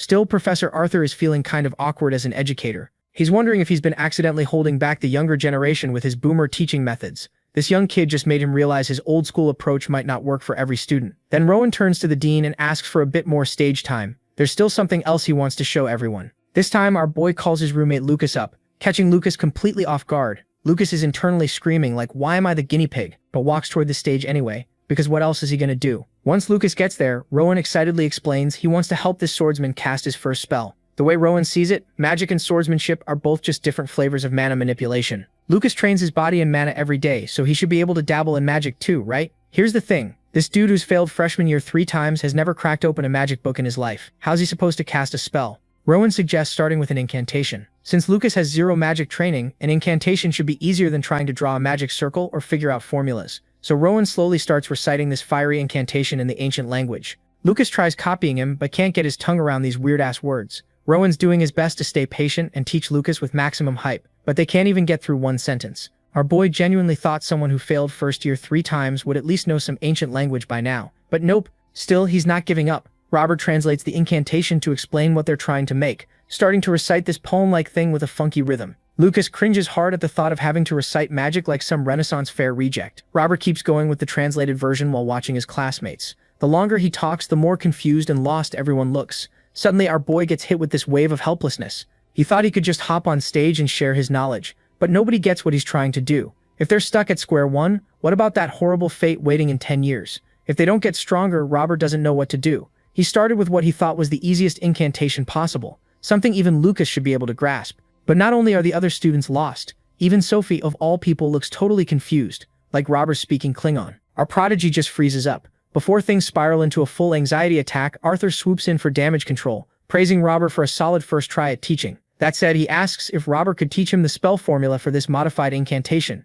The request snaps Rowan out of his panic spiral. He uses telekinesis to grab a piece of chalk and starts writing out the full formula on the board. Everyone's equally amazed and entertained by how smooth that was. Like bro didn't even need his hands. It doesn't take long for him to write down the complete blueprint. Arthur summons his barrier again, but this time it's protecting the people on stage instead of the audience. Director Lazarus and the dean study the writing on the board with laser focus. When asked where he learned this formula, Rowan casually says he never copied it. He saw what Professor Arthur wrote and just tweaked it. Anyone with a trained eye can immediately tell this is not a simple tweak. The boy adjusted a few things to create a spell that worked better for him personally. He doesn't realize how crazy his claim actually is, but he's basically saying he invented a completely new spell formula from scratch. The director and dean exchange a look. They need to have a serious talk about what to do next, and will call a meeting elsewhere. Before leaving, Director Lazarus thanks our boy for showing off such an innovative formula. Meanwhile, the dean turns to the dark elf and asks her name. She introduces herself as Sienna from the Pillar of Faith, saluting all formally. Then the dean unexpectedly dumps the rest of today's lecture onto her. She can teach them anything. Tell them to study, practice swordsmanship, or whatever. Anything's cool as long as nobody dies. Professor Diego also has the audacity to dump his next class onto poor Sienna, who was literally just vibing in the wrong place at the wrong time.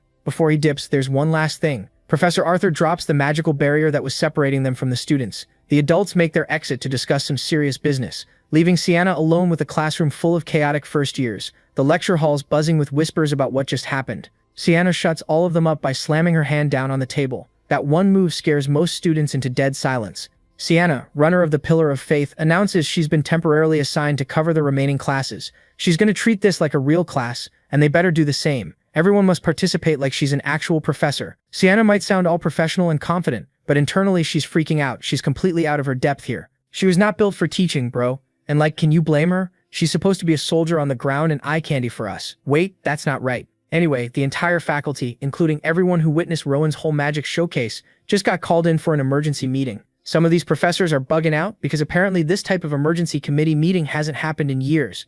Like, some of these folks have never even experienced this before. They're sitting there sweating, like what the hell is going on? Director Lazarus walks in, all professional and calm as usual, ready to drop the main agenda about Union Academy's education policy. First up on the chopping block, our boy Rowan, the literal reason they're all here in the first place. Professor Arthur stands up and lays out all the facts about this kid and his fireball situation. The old man's mind is blown, because apparently this freshman, a literal first year, just looked at a complex spell and went, nah, I'm gonna do my own thing, and created something completely unique. Sure, the power was weak, but homie straight up edited the magical formula like he was remixing a beat. The ability to reconstruct spells this freely? That's some never been done before type shit. Obviously, some of the other professors are side-eyeing this whole thing, being all skeptical and whatnot. But what are they going to say when the Dean of Magic Studies has already verified everything? Director Lazarus even promises to throw the Bureau's resources at analyzing this further. So basically, they have to accept that this kid might have just discovered an entirely new way to approach magic. Cool. So Rowan sounds like some once-in-a-generation genius, right? But as an academy, they need to figure out how to actually teach this prodigy without fumbling the bag. Some professors want to stick to the old-school methods, but others are like, bro, this genius needs specialized education that matches his level. The problem is, personalized education goes against their whole public institution principles. They can't afford to mess this up and lose someone this talented. Then one professor suggests just letting him join the union early,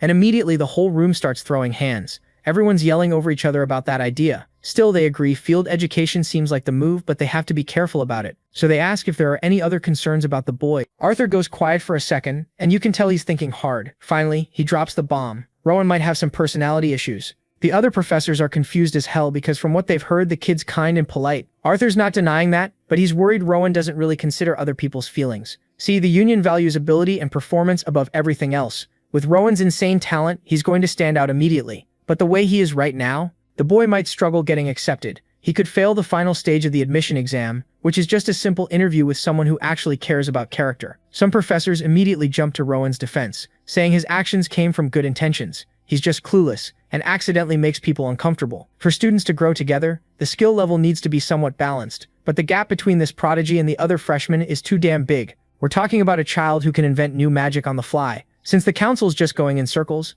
Director Lazarus suggests they bring the boy in for an interview. Everyone agrees it's a good idea, so nobody objects. A few moments later, Rowan gets escorted into the faculty room and sits down at this massive meeting table looking nervous as hell. Professor Daphne tries to make him comfortable and asks what he's feeling. She guesses he feels bad about what happened with Lucas earlier, and she hits the nail on the head. Rowan admits he's frustrated for not understanding his friend's capabilities properly. Arthur jumps in, trying to comfort him about how difficult teaching magic is today, showed him that reality firsthand. So Rowan's been sitting there overthinking and has formed some theories about his classmates. Maybe Lucas didn't give magic a real chance because he's just not interested. Maybe he started training with a sword too early, and his brain only developed for that skill. Maybe Rowan pressured his friend into focusing on something different without thinking about his personal situation. He feels regretful and ashamed about all this. But then, and this is where it gets wild, our boy drops another bomb. He's also worried that Lucas and some of his other new friends might actually be sick. This absolute prodigy genuinely thinks his perfectly normal classmates have some kind of illness, just because they have normal talent levels. Like, bro, what? Arthur quickly reassures Rowan, there's no sickness whatsoever. Hearing the old professor's words helps our eccentric genius finally relax a bit. Seeing Rowan smile, Director Lazarus asks why he was so eager to teach everyone magic in the first place. Rowan explains it doesn't even have to be magic specifically, he just wants to grow stronger together with his new friends, so they can all become official union members together in the future. Hearing this completely innocent and wholesome answer, all the professor's concerns just evaporate. Their worries about Rowan's personality? Gone. Professor Daphne's looking at him with straight-up pride. With that, Rowan gets dismissed. The meeting went well, and he can finally breathe. A few hours later, these professors literally wrote up an entirely new education policy for first years. They're going to match each student's pace. Academic abilities will align with the top students, while social development aligns with the average. The Union Academy is about to head in a completely new direction. Imagine being so gifted that you accidentally reform your entire school's education system. The whole faculty pulled an all-nighter figuring out the details. The very next day, they implement this curriculum overhaul immediately. No warning, no delay, just straight up changes everything overnight. Out on the training field, there's an announcement. Professor Diego Sanchez announces that swordsmanship and magic are now mandatory for all students. Lucas doesn't even hear the announcement because he's yawning loud enough to wake the dead. Ron is shocked by how fast they made this change. Furthermore, active union members will now join every class as assistant instructors. Students can ask them questions and learn from their real-world field experience. On top of that, Rowan, Sophie, and Lucas are going to train exclusively among themselves, rotating sparring matches. Lucas is hyped. He's been dying to test his roommate's skills. Sophie's equally excited because this is her chance to see how her sword skills stack up against the best. Lucas immediately challenges Rowan to spar first. Sophie's waiting for the next round. When her turn comes, it doesn't take long before her wooden sword gets knocked clean out of her hand. She thought she'd at least put up a decent fight, but that dream died quick. Rowan's an absolute monster who reads her sword movements like he's got the script ahead of time. But Sophie doesn't give up. She spots a brief opening but can't capitalize on it with more training. Maybe she can actually land hits. After recovering from the surprising loss, she respectfully shakes Rowan's hand and asks if he can spot any major flaws in her technique. Rowan casually explains her mana flow's slightly off. If she adjusts the flow's direction, she should improve right away. Lucas chimes in and simplifies it by saying she needs to stop swinging wildly and focus on precision. Also, her legs wobble sometimes, probably from weak leg strength. Rowan agrees Lucas is harsh but making valid points. However, Lucas's explanation doesn't cover everything. Right now, Sophie's splitting her mana 50-50 between upper and lower body. If she shifts more mana to her lower half for better stabilization, her stance will improve drastically. So while Rowan gives genuinely valuable advice, Lucas just roasts her. Watching his top 3 students vibing in their own unique way makes Professor Diego smile. He's thinking there's no way Professor Arthur was right about Rowan having personality issues. Seeing how innocent and kind-hearted this boy is, he realizes the adults were worried over nothing. So a few days roll by, and our boy is back with the professor for another heart-to-heart in the faculty office. This woman's basically been his fairy godmother at this point, making sure he's got everything he needs to survive school life. And honestly, our boy's been thriving. He's no longer walking around with that emotional baggage about his friends. He actually gets them now and knows their strengths, weaknesses, and the whole deal. Daphne's just sitting there proud as hell that this genius finally figured out how to have basic human empathy. School's been treating Rowan pretty well. His friends are hyping him up, sharing snacks, and living that wholesome academy life. But then there's this other situation that's got our boy completely confused. The girls keep asking him out like they're dropping hints left and right, asking him to go shopping or look at flowers after class, and this absolute nerd cannot comprehend what any of that has to do with his studies. Professor Daphne's over here trying not to laugh because hormones exist and people catch feelings at this age.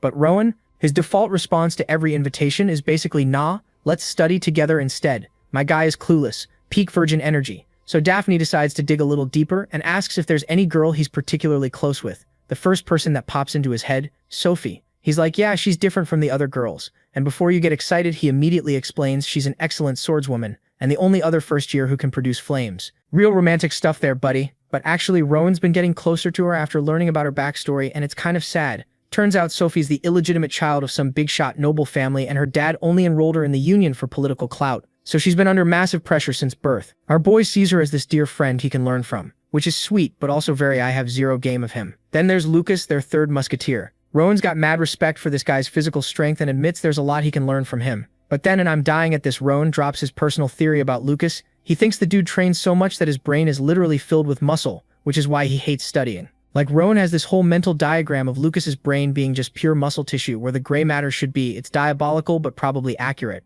As a good friend, Rowan's been tutoring this blockhead just to make sure he doesn't fail first year again. That's what good people do, apparently. Professor Daphne's sitting there a little creeped out by this analysis, but she's accepted that geniuses just think differently. After his therapy session with Daphne, Rowan heads over to Arthur's office to talk about his constitution problem. And look, it's hard to feel sorry for this kid. He's got peerless magical talent, but his physical stats are mid. But Rowan's insistent because he wants to wield much more powerful magic, and he's got his reasons. Arthur breaks down the options: magic tools that amplify mana or items that store powerful spells. Both sound great in theory, but they're not exactly sitting on Amazon Prime. If they were easy to get, everyone would be a mage. The magic tools you can buy are either single-use garbage or so poorly made they're useless for the kind of magic Rowan's trying to unlock. The other option? Elixirs. These bad boys can recover mana, heal illnesses, increase your mana pool, and basically give you a stat boost in every way. They come in all shapes and sizes, and they're all extremely rare. And even if Rowan somehow got his hands on one, there's no guarantee it would actually help him. But hey, he's still young, so it's too early to give up hope. Then Arthur does something wild. He takes off his necklace and hands it over to Rowan. Inside the locket is one of these rare elixirs, a white pill he got from the governor as a reward for some past achievement. He's basically like, maybe fate wanted me to give this to my most talented student. Naturally, Rowan's hesitant to accept it, but the dean assures him it's cool since he can't use it himself anyway. So Rowan takes the pill and just swallows it dry, no water, nothing. Immediately, he feels it dissolving inside him, and he's floating in this sea of energy as the elixir spreads through his body. He's getting close to some kind of breakthrough, feeling like he's about to unlock Super Saiyan or something. But then bam, reality hits him like a truck, and he's back in the dean's office, sitting in his chair like nothing happened. Based on Rowan's extremely disappointed face, Arthur can tell the pill was a complete dud. Rowan confirms it. The thing did absolutely nothing. Arthur wasn't expecting it to be a miracle cure, but the total lack of improvement is still pretty depressing. But our boy Rowan, he already knew this was probably going to happen. Instead of wasting more time trying to fix his constitution, he's decided on a new plan. He's going to completely reinvent magic itself. He'll take apart magic formulas, master mana manipulation, and create his own custom branch of magic perfectly suited to him. Honestly, if you can't change your body, just rewrite reality. That's big brain energy right there. At least now he can focus on one solution instead of chasing multiple dead ends. Fast forward 6 months. Today's a big day, the final exam for the first-year Magic Studies course. Rowan's standing before the panelists, Arthur and Director Lazarus, and just casually produces 2 small fireballs in his hands. No words, no incantation, nothing. The two old guys are clearly impressed and captivated by this masterful display. Then Rowan cranks it up and makes those small flames rage, growing them way larger. They've seen it before, but watching Rowan handle mana directly never gets old. It's an incredible talent. At this rate, he might start combining different branches of magic. But even though everyone's praising him, Rowan's over here worried that his magic is too weak to be useful in the Union. Arthur has to reassure him. Bro, casting spells without incantation already puts you on par with a 4th class mage. You're officially a high-level mage. No one can dispute that. He tells Rowan to stop worrying about destructive power and focus on his strengths to keep going down this unique path he's carved out for himself. The dean then challenges him to analyze and recreate spells up to the 4th class based purely on his own understanding.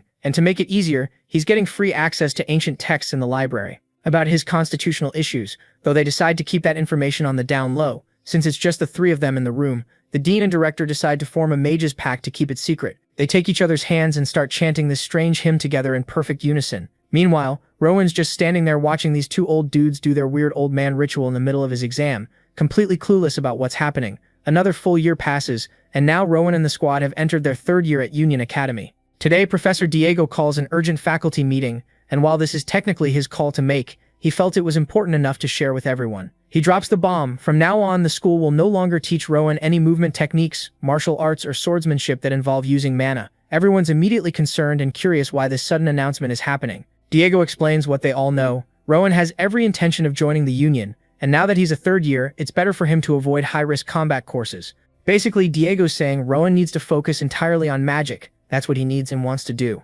Arthur gets it. Rowan's the kind of talent you'd want to keep selfishly for yourself, but letting him go for his future is the best thing Diego can do, even if it's not easy. Sienna, who started teaching there a year and a half ago, asks about Rowan's current physical level. Diego's honest answer? The kid just needs to draw his sword to pass the first Union entrance test. He's that good, a rare natural talent. His overall destructive power is still a bit lacking, but that can improve with time. Since they're already talking power levels, Daphne turns to the dean and asks how strong Rowan has become as a mage. After a brief, thoughtful silence, Arthur drops the mic. There's nothing more I can possibly teach that child. Everyone is surprised to hear that Rowan's already achieved the level where he can casually throw around 1st and 2nd class magic, but the real kicker is that he is now reverse engineering 3rd class spells for fun. He treats complex magical formulas like toddler puzzles, and he's only a 3rd year student. To make it worse for everyone else, now that puberty hit him like a truck, the ladies are absolutely feral over this golden boy. Bro could steal anyone's girl without even lifting a finger, so the author had to nerf him by making him only care about books.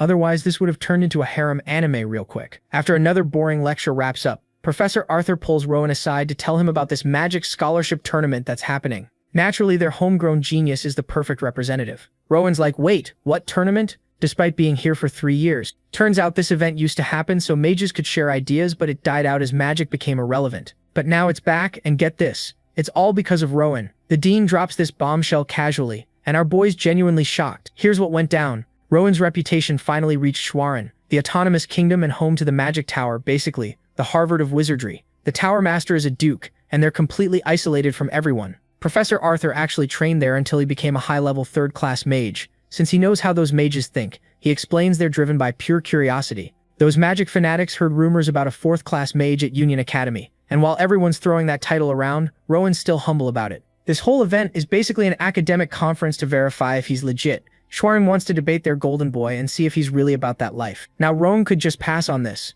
but once he hears the grand prize, refusing becomes impossible. The Union's offering a valuable elixir. Even after that massive disappointment last year, when that white pill did jack shit, the possibility of getting an elixir is still tempting as hell. There's one concern. Schwerin might know about his constitution problem, but the dean assures him there's no way. This is about interpreting magic formulas, and the elixir goes to whoever shows the most mastery. Basically, Rowan could win an elixir just by arguing about magic theory. The dean promises he'll get it as long as he wins. With stakes that big, how could our boy say no? A few days later, the big day arrives. Schwerin rolls up with an entire battalion of cloaked mages looking all mysterious and intimidating. The Union side, just Rowan and his professors. Talk about an imbalance. Arthur welcomes the visitors politely when one mage, Bert, lowers his hood and calls the professor his senior. I'm sorry, but imagine being a powerful mage named Bert. Meanwhile, Rowan's sizing up the competition. Schwerin's lineup is older than him, and they're all packing serious mana. They're supposedly students hoping to learn from a success story, except the Union made it clear they only had Rowan as a participant, yet Schwerin sent 3 students older than him. These petty mages never change. Still trying to flex when Arthur presents Rowan as their sole representative. Bert pretends to be shocked, like, oh my, just one student? Give me a break. While the adults exchange fake pleasantries, the competitors watch each other silently. Rowan feels one Schwerin student's intense gaze. so he just gives the guy a friendly smile. The dude gets flustered, probably because Rowan's too pretty, and quickly looks away. After a sportsmanlike handshake, the conference is set to begin in the competition hall that afternoon. Hours later, spectators fill the hall. Some junior students worry their senior Rowan will face 3 people by himself and might get hurt. Then the girls start screaming their support so loud they almost shatter Lucas's eardrums. He's like, "Can y'all chill?" and points out this is just a debate, not a death match. But the girls argue debates can be just as dangerous. What if senior Rowan gets hurt by harsh words? I'm dying at this logic. Lucas is shocked these junior girls even know who he is, but honestly he's always glued to Rowan's side. Beside him sits Sophie. They both came to watch their friend dominate, using only words. Professor Daphne walks up to announce the official start. She declares the beginning of the scholarly exchange, and those junior girls raise a cloth banner with Rowan's name on it.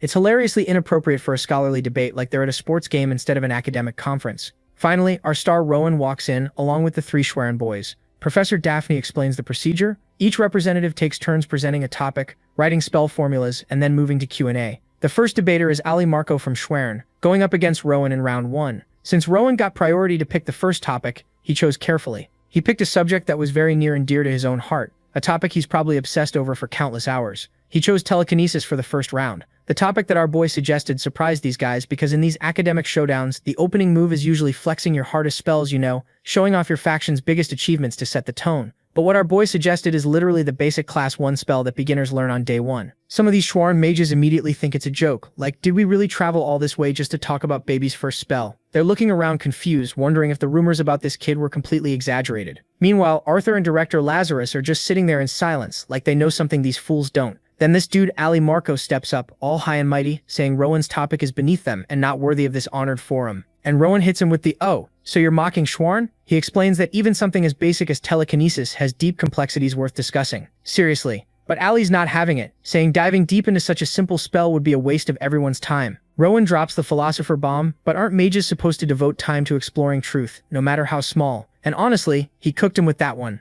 Ali Marco, running out of patience and excuses, finally agrees to debate telekinesis. Being the polite genius he is, Rowan asks Ali what topic he had prepared, since he doesn't want to be rude about the format. And this is where Ali severely underestimates our boy. He smugly proposes debating the fireball spell instead, condescendingly explaining that it might be difficult for someone Rowan's age, but he's cool with an easy opponent. Arthur immediately clocks what's happening. Sharwin must have heard about Rowan's fireball abilities and is trying to trap him. But plot twist, Rowan throws a curveball at everyone. He's like, you know what? Let's do both. Telekinesis and fireball together. As a package deal, because why just talk about spells when you can combine them on the spot and blow everyone's minds? Then our boy casually picks up a piece of chalk with his mind, no chant, no hand gestures, nothing, and starts writing his formula on the board. Alma Marco is shook. This kid just no-chanted cast like it was nothing. Not wanting to be completely outdone, Ali also uses telekinesis to write his arguments, but he has to continuously chant the whole time just to maintain the spell. The difference in skill is already embarrassing. The Schwerin mages are squinting at the board trying to figure out what Rowan's writing, slowly realizing this absolute madman might be trying to create a new spell by combining 2 different established spells on the spot.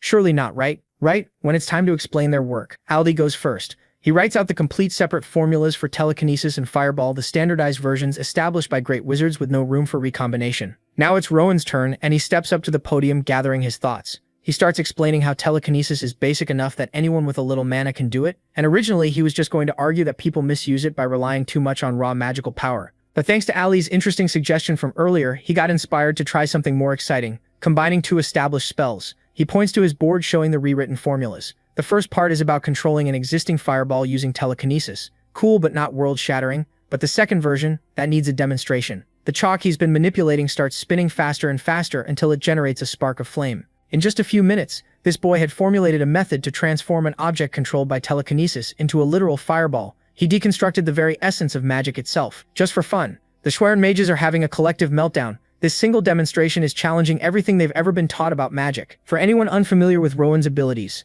the complete shock must be disorienting. Thankfully, the Union Academy faculty have gotten used to their resident genius breaking reality on a regular Tuesday. While still spinning the flaming chalk, Rowan continues lecturing about high-level concepts related to these supposedly basic spells. None of the Schwerin seniors can keep up, and Ali Marco, man, is going through an existential crisis in real time, realizing he foolishly challenged a deity. After finishing his masterclass and making people feel intellectually inadequate, Rowan genuinely asks Ali if he has anything to add or if he could correct him if he missed something. And here's what's worse. Rowan is being completely sincere. He actually wants to learn more, But Ali can't replicate the feat, can't understand a single thing, and is about to be humiliated by magic incarnate, disguised as a child. The pressure is closing in, time's running out, and Ali can't handle it anymore. He suddenly coughs, blood starts pouring from his nose, and he just collapses. My guy literally got knocked out by words. Even Rowan didn't see that coming. They rush Ali to the infirmary, and just like that, Rowan continues his undefeated streak, winning the coveted elixir with facts and logic. Bert, the mage, hands over the prize, thanking Rowan for the show despite their loss. He recommends Rowan wait before drinking the elixir, though consuming it too young can cause side effects. He should wait until around graduation, which is still 2 years away. Now that we've finished watching mages get their souls destroyed, let's check in on some side characters. This is Rita, a third-year student at Union Academy, and she's been secretly in love with Rowan for 3 entire years. She knows there isn't a single student who doesn't like him. The guy receives countless confessions, and over half the new students applied to the academy just to follow him. Rita knows she probably doesn't even register on his radar. For years, she's been content just watching and loving him from a distance. But today she decided to be brave. Last day of 3rd year, this is it. She gathers her courage, overcomes her fear, and confesses. Unfortunately, her heartfelt confession gets met with a very polite, very apologetic rejection, and then Rowan drops some heavy stuff for him. Love is about holding someone who has already left this world close to his heart. Nothing more. Rita never knew this boy carried such a bleak, sorrowful view of love. Then he asks if what she's feeling is truly love. He explains that people in love show signs like mental illness, joy, ecstasy, compassion, longing, fear, doubt, jealousy, and anger. He bets she doesn't feel that level of passion for him. And before anyone gets mad, he's not invalidating her feelings. Maybe she feels something.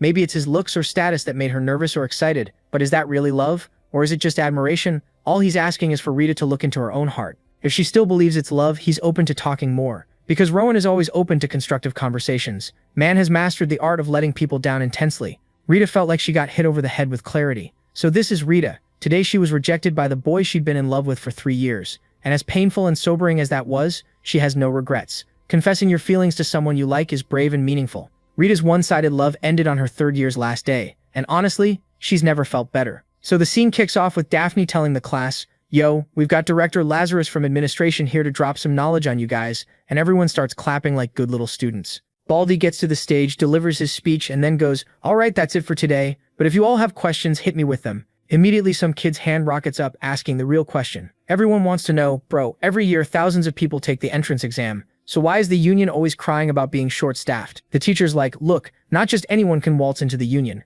This place is elite as hell. Did you make it in? Fame, money, respect, the whole damn package is yours." Another student raises their hand with the important follow-up. "Okay, but what about the salary and benefits though?" And the teacher drops the bomb. "The pay is good enough that you literally only need to focus on your missions. This is the most privileged job in the entire kingdom." The students are losing their minds. Then he hits them with another one. Every union member is directly connected to His Majesty himself, regardless of rank, because they all follow the king's will. Everyone's sitting there like, holy shit. Then this one kid raises his hand with an actually smart question. He's like, "All right, look, you only recruit crazy talented people, but can we actually get strong by joining? Because I followed my teacher's advice, graduated top of my class, focused purely on magic, and I'm still not strong enough." The teacher is actually impressed. Someone thought about what happens after joining and tells him, "Hell yeah, you can definitely become strong here." Which gets the boy all fired up and ready to grind even harder at his magic studies. Cut to our boy Rowan, buried in a mountain of books, remembering when Sienna told him his ability was similar to ancient elves. While he's digging through all this dusty old text, he finds out that their powers were all about communing with spirits instead of using mana directly.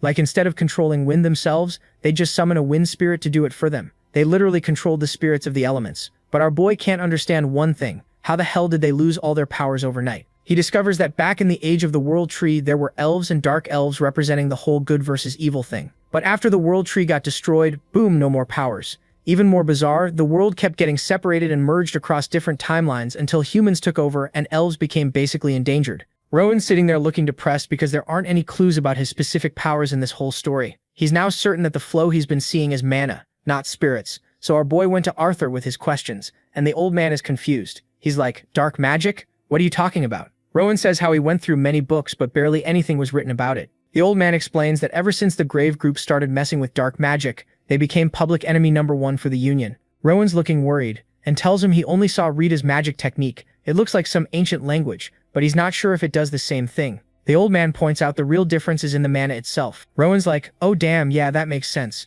Arthur explains that while Rowan can't see his own mana yet, those bastards from using dark mana are using dark mana. That's when it clicks for Rowan. The mana he saw earlier was dark mana. He asks what dark mana even is, and the old man drops this heavy-ass explanation. If regular mana makes up everything in the world, dark mana corrupts it and makes the world evil. He explains that the demon world is literally made of dark mana. Demons use it like battery power, and these grave group bastards are basically using the same demonic energy. He tells Rowan that sometimes he's noticed cloudy mana hanging around him. The teacher explains that dark emotions can turn your mana dark. Rowan's like, so what's the end game for these dark magic groups anyway? And the teacher just deadpan says they want to destroy the world. Because obviously that's Villain Playbook 101. Fast forward a few months and someone's asking Rowan if he's about to head to some salon. He says he's good and they're like, we know you're good better than literally anyone else actually. There's some random dude standing there looking confused while Rowan's just watching two people bickering like actual toddlers. The girl tells him to come over whenever he's ready. As Rowan waves them off, he's thinking these two idiots are actually pretty good together. As he walks into his room, he's thinking about how time flew by way too damn fast,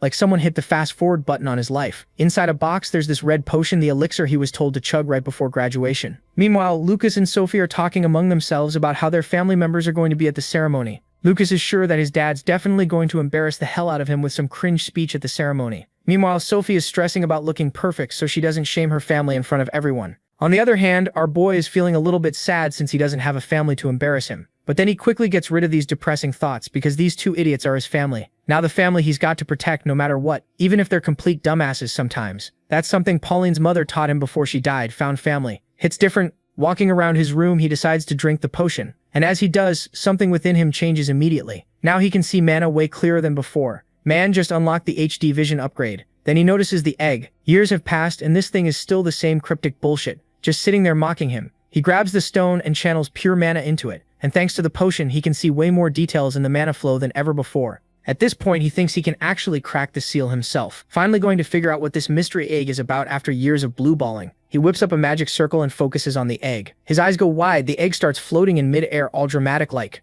releasing this insane amount of magic. He's completely stunned, staring at whatever the hell is hatching inside, probably thinking, please don't be a chicken, please don't be a chicken. And what do you know? It was not a chicken from the egg that popped out, nor was it some majestic phoenix. Nah, it's this black bird with yellow hair. Our boy's squinting at this thing like, bro, is this an owl? And immediately this bird takes personal offense, puffing up all angry like, how dare you? He's sitting there thinking maybe it's some rare mystical species or whatever, but then this emo bird just snuggles right up to him and he's like, alright, you're actually adorable, you can stay. Oh, and fun fact, the second this owl hatched, it just yoinked all the mana in the entire area. So what does our genius protagonist name this potentially world-ending creature? Owl. That's it. Just owl. Shakespeare is rolling in his grave. Meanwhile, over with Oscar. This man cannot believe his absolute disaster of a son is actually graduating. Like he's genuinely shocked. But then his thoughts drift to our boy Rowan, and he's getting all sentimental, thinking about how his idiot son only even made it to the academy because of Rowan. Now that graduation's here, Rowan's going to need a guardian, and Oscar's genuinely worried about what happens next. But then he notices something weird going down. All the teachers are huddled up arguing, and there's this lady going off about how she's been like family to Rowan for the past 5 years, and they have this strong bond. Meanwhile, some other professor is butting in, bragging about how Rowan's going to revolutionize magic, and they'll be doing groundbreaking research together after graduation. Oscar's just standing there watching this unfold like, hold up, are these grown adults seriously fighting over custody of this kid? Like, when did Rowan become the most popular person at this school? Cut to the graduation ceremony starting up. They call Rowan to the stage and he walks up with this confident-ass smile. Immediately the students start whispering, wait, did he get top of the class just because he's hot? What noble family is backing this guy? See, they'd heard rumors that some illegitimate child from a big noble house was graduating today, and they're all assuming it's our boy. Then Rowan grabs the mic and absolutely shatters their assumptions. He starts telling his backstory, how he used to beg in the streets, how he was literally about to be sacrificed to some dark cult before the Union had to swoop in and rescue him from becoming a ritual snack. After that, he joined the school, learned magic, made actual friends, and decided his entire life mission would be protecting people. He's giving this whole heartfelt speech, thanking everyone who helped him become the righteous hero he is today, and his classmates are straight up tearing up. His teachers are nodding like proud parents, thinking, yeah, that's my boy right there. Later, they're walking through town and his homie asks if he's taking the Union entrance exam after the ceremony. Rowan's like, yeah, that's been the plan all along. Lucas mentions his dad's looking for him, but then Rowan notices Sophie looking sad as hell. He asks if she's okay, and she admits she's nervous because she completely botched her speech in front of the crowd earlier and is low-key spiraling. Ronan, being the wholesome protagonist he is, puts a hand on her shoulder and goes, don't worry, we'll all get into the Union together and show them what you're worth. She's blushing and nodding, feeling all motivated now. They arrive at the Union, and the place is absolutely packed. Ronan walks up to the register and introduces himself as a Union School graduate. Immediately, people start side-eyeing him. Wait, isn't the minimum age for this exam 15? How young is this kid? The registrar checks his info and goes, oh damn, you're the top graduate from Union School, and confirms his registration, handing him a ticket to the testing area. People in line behind him start murmuring, okay, maybe this kid's different. I heard he can actually use magic without exploding. Ronan meets back up with Lucas and Sophie, and they explain the first round you just have to demonstrate your skills in front of a supervisor. Ronan gives them a confident smile and says, just do what you always do, and let's meet up after we pass. They're all hyped when the announcer calls out, next candidate, Union School top graduate, Ronan. Our boy walks into testing area 1, and suddenly this massive golem just materializes in front of him, and charges straight at him like it's got a personal vendetta. The test begins and Rowan casually raises his hand. Blue mana starts swirling around it, and everyone watching is absolutely gawking because apparently this level of mana control is not normal for a kid his age. Here's what our boy did. He analyzed the golem's entire mana structure in a few seconds? Once he's got that info locked down, manipulating and changing it becomes child's play. So what does he do? He initializes the golem's self-destruct sequence. Just straight up tells it to delete itself. In the next second, this golem starts melting like a chocolate cake, someone left in the sun. It's just dripping and dissolving until only its core is left floating in the air. Then the core just drops to the floor, and with that, the test was over. And for a second, no one can believe what just happened. Even though he just saw what our boy did, the examiner still couldn't believe it. He'd assumed Rowan was like every other basic student who could throw some ice shards and fireballs, maybe a lightning bolt if they were feeling fancy. But nah, Rowan just casually pulled out some god-tier spell work that had the entire crowd absolutely losing their mind. Everyone's whispering like, yo, did you see that? What kind of broken magic was that? Lucas comes sprinting over and nearly tackles him with a bear hug. Hyped out of his mind, congratulating him for passing. Then he gestures at the other examinees and goes, bro, look at them, they're shook. You just went full sweatlord in round 1. What are the rest of us supposed to do? Uninstall and go home? Lucas is cackling, then puffs out his chest and announces, too bad for everyone going after you. Cause the great Lucas Tremaine hasn't even had his turn yet. The vibe was fun and hype, but then Rowan notices Sophie looking worried as hell, so he calls out to her trying to gas her up. Yo Sophie, I'm looking forward to your performance. Let's all get into the union together. She gives him this tiny smile and thanks him, but you can tell she's still nervous as hell. The examiner calls her name next, and Sophie's literally trembling as she walks up. You can see the fear radiating off her. Lucas tries to encourage her. Stay calm, you got this. She turns back, gives them a smile, and heads to the stage. As she steps up, the golem spawns in and she draws her sword. Some know-it-all in the crowd immediately starts commentating. Oh, she's using the Pobble sword technique. Then he squints and goes, wait, her stance is trash though. The girl next to him asks how he even knows that. And this dude's like, I've trained with the Pobble family before, so I know their style. He explains it's supposed to be this insanely difficult technique with continuous strikes that flow like an illusion, super hard to counter. But the key is depth. The blade work needs weight and precision. Looking at her stance, there's no depth whatsoever. The girl's worried now, asking what Sophie should do. And this bastard just casually says, I mean, at least she should have learned the basics before trying to show off in public. But Sophie didn't give a damn about rules or theory. She gripped her sword and charged straight at the golem. 1 second it was there, and the next it was gone.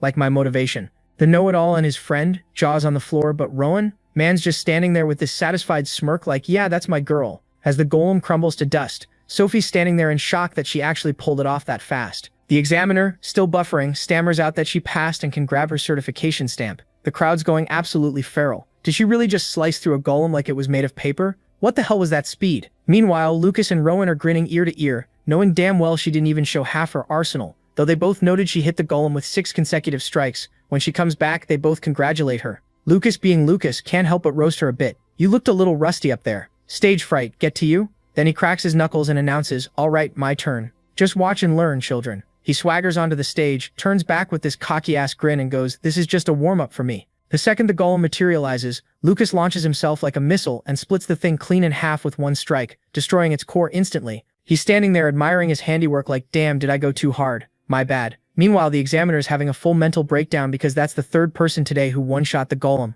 Like, bro, what is this, a damn speedrun competition? Later that evening, they're chilling at Lucas's crib. Lucas tells Rowan to make himself at home and yell if he needs anything. Rowan thanks him for letting him crash there, and Lucas waves it off like it's nothing, then mentions dinner's ready and he should freshen up first. At dinner, there are carrots. Just carrots. Lucas's dad offers Rowan more, but he politely declines. Lucas immediately starts whining about the food and gets bonked on the head for being ungrateful. Rowan's just sitting there like, damn, this family dynamic is wholesome as hell. Then Oscar turns to Rowan and asks about the gifts. Our boy immediately starts thanking him, saying they were exactly what he needed. The conversation shifts to the exam results, and after hearing how they performed, Oscar's genuinely surprised. Like he knew Rowan was special, but he didn't expect to see that level of magic at an entrance exam. But now that he knows what the boy's capable of, man's hyped as hell about the 2nd round. Cut to 1 week later and it's test day again. 2 examiners are watching everything go down, complaining about how way too many people passed this time, so now they gotta extend the whole exam. But out of everyone there, our boy and his crew immediately catch their eye. Meanwhile, Rowan's thinking how lucky he is that he didn't have to fight Lucas or Sophie, but then he's like, wait, who am I actually fighting? His eyes go wide when he spots someone familiar. It's that know-it-all dude from before, the one who was commentating on Sophie's sword moves. The guy walks up to Rowan and asks, have we met before? Rowan's like, yeah man, you were breaking down sword techniques during the first test. I was actually pretty impressed. I'd love to pick up some stuff from you. The guy doesn't remember him at all. He pulls out his sword and goes, well, since I'm a graduate now, let me teach you some lessons, kid. They square up across from each other, and the examiner signals the fight to start.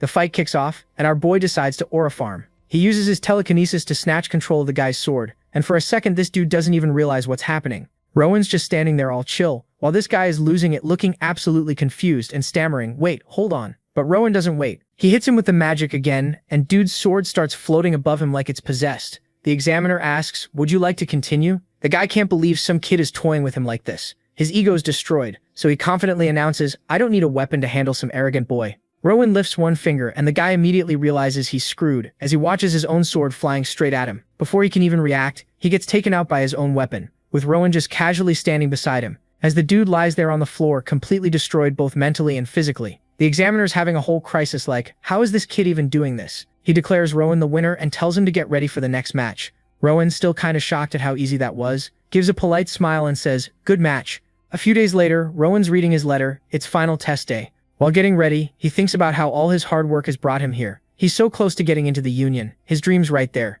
But thinking back on his past fights, he realizes his attack patterns have gotten way too predictable. They haven't really changed much. He knows he's got to switch things up this time. He's always been counterattacking, letting opponents strike first, believing in turning the tables. Looking back at everything, he realizes he needs to learn new techniques and stop relying purely on instinct. After joining the Union, he has to level up. He can't keep doing the same thing forever. But right now, he needs to focus on the interview, since that's the last obstacle. Then it hits him. Wait, where's my owl? Right as he's thinking about it, the owl comes flying at him out of nowhere. He gets all excited, relieved that the thing he was looking for finally showed up. They both seem genuinely hyped to see each other, and Rowan asks if the owl's celebrating with him. Ever since it hatched, this bird's been pulling disappearing acts, just vanishing randomly and popping back up when Rowan's alone. Is this some kind of technique? He holds the bird in his hand, thinking about how whenever it disappears you can't sense its mana or its presence at all. It's like the owl dips into another dimension and comes back. He's still confused about whether this is even a real owl or some mysterious creature he doesn't know about yet. He tells the bird, once I get into the Union, I'll figure out how to actually talk to you.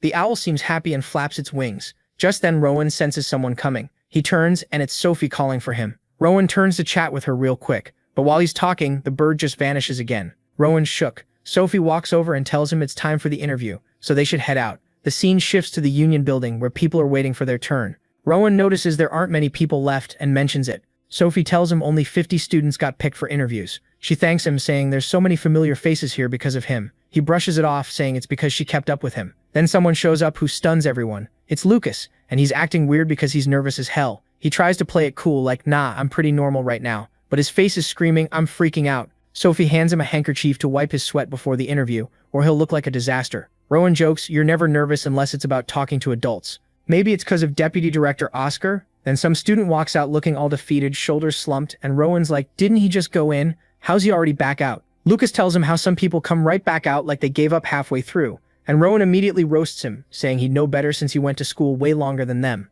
Lucas, annoyed, goes, yeah, thanks bro, that's really gonna help my confidence. Rowan then asks, isn't this interview supposed to test our character? Lucas playfully puts him in a headlock like, are you saying I don't have good character? They both freeze when the examiner calls out. Next up, Rowan. Get ready. As Rowan stands in front of the gate, he notices it responds to people's mana. He thinks he'd like to check it out sometime, but not right now. When he walks into the room, there's nobody around. He wonders if maybe the interviewers aren't there yet, but then he hears a voice from behind calling him, telling him to come over. He follows the voice and reaches another door. As it opens, he's absolutely stunned by what he sees inside. He feels this overwhelming amount of mana coming from the room. There's a woman who looks like an elf, her eyes covered, welcoming him inside with this mysterious energy. Now this whole situation is way too confusing for our boy. For years, he'd imagined the leader of the Union would be some intimidating, battle-hardened warrior type, and instead, he gets this chill elf lady who's out here serving tea like they're at a book club meeting. The vibes are not matching the expectations at all. They are casually sipping the teas, but our boy's on high alert because the amount of magic and mana radiating off this woman is insane.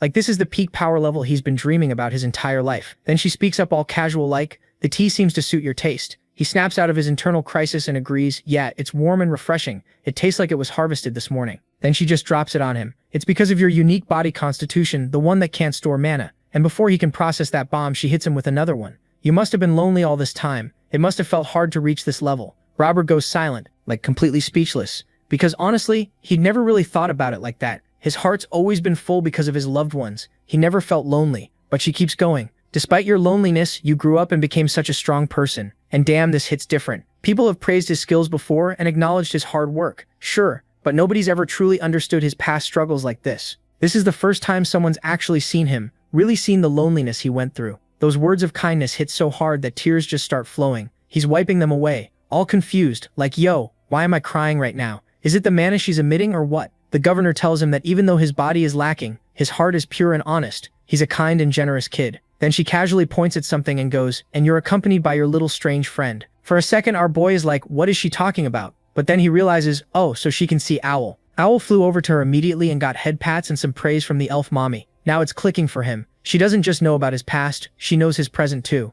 This woman knows everything. He starts thinking about that vision he saw earlier and wonders if she knows about that as well. Finally, he works up the courage to ask, that vision I saw earlier, was that the future? He's genuinely worried about what he saw. She pauses for a moment, then drops some wisdom. There's no such thing as a fixed future. If he saw something from the future, there's a chance it might not happen. Everything depends on him and his will. He becomes what he believes in the future he creates. What he saw was just one possibility, not a guaranteed outcome. He just has to work hard to prevent that possibility from becoming reality. That's what humans have been doing for ages. And just like that, our boy finally understands the path he needs to take and how to work toward his future. The man's smiling with genuine happiness now, like he just unlocked the secret to life. Cut to the next day at Oscar's house, and this man had prepared a feast, but with carrots. Naturally, because he loves carrots. He says he made them with extra effort, so they should celebrate properly. While they're eating, Sophie asks where they'll be assigned. Oscar replies that it's hard to say, the governor probably made arrangements during the interviews. He mentions that only 10 people passed, including the 3 of them, and they're the only 3 who graduated from the union school. Rowan thinks there's a possibility the 3 might end up together, but Oscar's like, nah, that's pretty unlikely. But then he adds, though nobody knows what goes on in the mind of that madman, so it's also possible. Then he switches topics and tells everyone how their relationship is about to change once they step outside. Inside the house, he's their fun-loving uncle. Outside, he's the deputy director and a union member, so they'll have to keep things strictly professional. Lucas says as long as he's getting paid, he doesn't care where he works. Sophie asks if he really hates the idea of working under his father that much. Lucas replies that it doesn't even matter because they've been distant as father and son from the beginning anyway. Rowan smiles, thinking Lucas has grown a lot. The man's keeping his personal and business life separate like an actual adult now. The scene shifts to the union administration entrance, where they're being checked by the guard who confirms their names. Robert recalls that he's visited the administration building before, but he was never treated with this kind of respect. Now he feels like his status has genuinely changed. As they walk forward, he wonders what they'll be doing here. When they reach inside, they're shocked by what they see. It's a blacksmith chamber filled with intense heat and glowing metals everywhere. Turns out this is called the Book and Sword of the Union. They need their own custom weapons crafted to suit them. They're introduced to Ulrich, and this guy is as grumpy as any other dwarf you'd meet. He doesn't waste time with pleasantries, and immediately tells them to pick whatever weapon they like. Lucas immediately picks a longsword. Man knows what he wants. Sophie's still thinking about her options, while Rowan's just searching around looking lost. The dwarf blacksmith notices him, but focuses on Lucas first. He tells Lucas to grip it confidently and swing. Lucas does a test swing, and Ulrich analyzes it, saying, if they add more weight and sharpen the tip, it'll be way more destructive. They can also adjust the length so he can train with ease. Next, he calls Sophie over. She slashes the air with multiple rapid strikes, and he observes carefully like a coach. He tells her that for her style of swordsmanship, she lacks raw power, but her balance and stability are excellent and top-notch. Clearly, she's trained her lower body extremely well. Ulrich mentions that now that she's in the Union, there's no need to restrict herself to just her sword style. She could use a shield with her sword as well. She says she'll think about it, but it doesn't even matter because the man had already made up his mind. He's making both a sword and a shield for her. Finally, he calls up Rowan, and seeing how this idiot still hasn't picked up anything, he asks Rowan if he's a mage. For a second, Ulrich's low-key annoyed like, bro, a mage and a blacksmith? That's not even a good combo. But whatever, he's professional about it and tells Rowan he'll give it his best shot to make something decent for him. But then Rowan interrupts and hits him with, actually, I've got a pretty weird request. Our boy starts explaining how he's not really into normal swords. Nah, he prefers controlling floating sword shards. For a second, Ulrich is like, what? To prove he's not just talking out of his ass, Rowan summons this glowing blue fragment that just hovers next to him. Then he drops the question, can the blacksmith fix his broken shards? The blacksmith just holds out his hand like, let me see what we're working with here. The moment he inspects the fragment, this man's whole expression changes. he recognizes it immediately. This isn't just some regular broken sword. This is a piece of a demonic sword infused with dark mana. He looks at Rowan like, "You're one interesting kid," then drops some knowledge. If they reforged this single broken sword correctly, they could turn it into 12 separate blades. Rowan's face absolutely lights up with excitement, probably already imagining himself looking cool as hell with 12 floating swords. But the blacksmith immediately pumps the brakes on his hype, warning him that the reforging process is way harder than it sounds. He explains that each piece needs to hold the exact same amount of mana. One tiny mistake, and the whole artifact is destroyed forever. This is master-level work, not some beginner shit. So they'll need at least a 4th-class mage. Hearing that, Rowan looks at him for a moment and then goes, "So all we need is a 4th-class mage, right?" So our boy told him that he can do it. Now the blacksmith's sweating, wondering if this teenager is either arrogant as hell or actually has the skills to back up this insane claim. Robert just smiles reassuringly and promises he'll take full responsibility if anything goes wrong, which somehow convinces the blacksmith to let him try. The man gestures for him to go ahead, but adds a nervous, "Please try not to be too loud," because he knows this is about to get wild. So now our boy is all locked in. He starts doing his thing and this absolutely gorgeous blue mana aura just erupts around the floating shard. His fingers start doing this insane precise dance, weaving these magical energy streams from his hands into the ancient metal. But the hard part was yet to come. So he closes his eyes and goes full-on Ultra Instinct. While he's in the zone, Rowan's remembering all the lessons Pauline dropped on him. He's combining her wisdom with all the crazy advanced stuff Director Lazarus showed him. In his mind's eye, he's seeing the energy inside this shard as like thousands of glowing branches, and he carefully starts pulling apart these magical strands. But then you see his face scrunch up a bit because this shit is actually hard as hell, even for someone as cracked as him. He's focusing everything on the real challenge here, splitting the sword's mana into 12 perfectly equal pieces and keeping it all stable. With one final push, Rowan just says fuck it and goes full power, creating this massive whirlpool of energy that explodes outward. The master blacksmith's jaw literally drops to the floor. This man is shook, staring at this display like his entire worldview just got deleted, thinking what the actual fuck, this kid is doing what now? These bright sharp cracks of light start spreading across the shard's surface as all that power splits the metal from the inside. The energy tornado finally calms down, and there's Rowan just standing there looking cool as hell while 12 identical glowing sword shards are floating around him. The freshly made blades drift through the air all gracefully and land right in the blacksmith's hands. This man starts laughing like he can't believe what he's seeing, turning these perfect shards over and over. Same shape, same size, same mana levels. Literally everything is flawless. He's completely losing his mind that some 15-year-old kid just casually did what most master mages couldn't pull off if you gave them their whole lifetime to try. Cut to later, and it's already orientation day, and Baldy is going through the standard stuff about the Union's 7 divisions and how everyone gets sorted based on what they're good at. Then he hits them with the harsh truth. The world's brutal. Wearing the Union's name paints a target on your back, and even the regular people you're out here protecting will call you the kingdom's dogs when you're not around. But he tells them to push through it because at the end of the day, they're here to keep the peace and make the world less shitty. Skip ahead to induction day, and the blacksmith hands Rowan this heavy-ass pouch with all 12 blades inside. Rowan's immediately pumped to try these bad boys out. He tells Lucas it's time to bounce, but his friend looks like someone just kicked his puppy because he got stuck in his own dad's division. They show up at this massive fancy hall where Creed division members are already going ham with training, swords clashing everywhere. Some voice announces the new recruits just arrived. Rowan immediately clocks this one guy's badge, showing he's high-ranked as hell. That's Aduran, the division leader and an expert-level swordsman. After they do quick intros, Edrin just casually drops that he's bored out of his mind and wants to see what Rowan can do,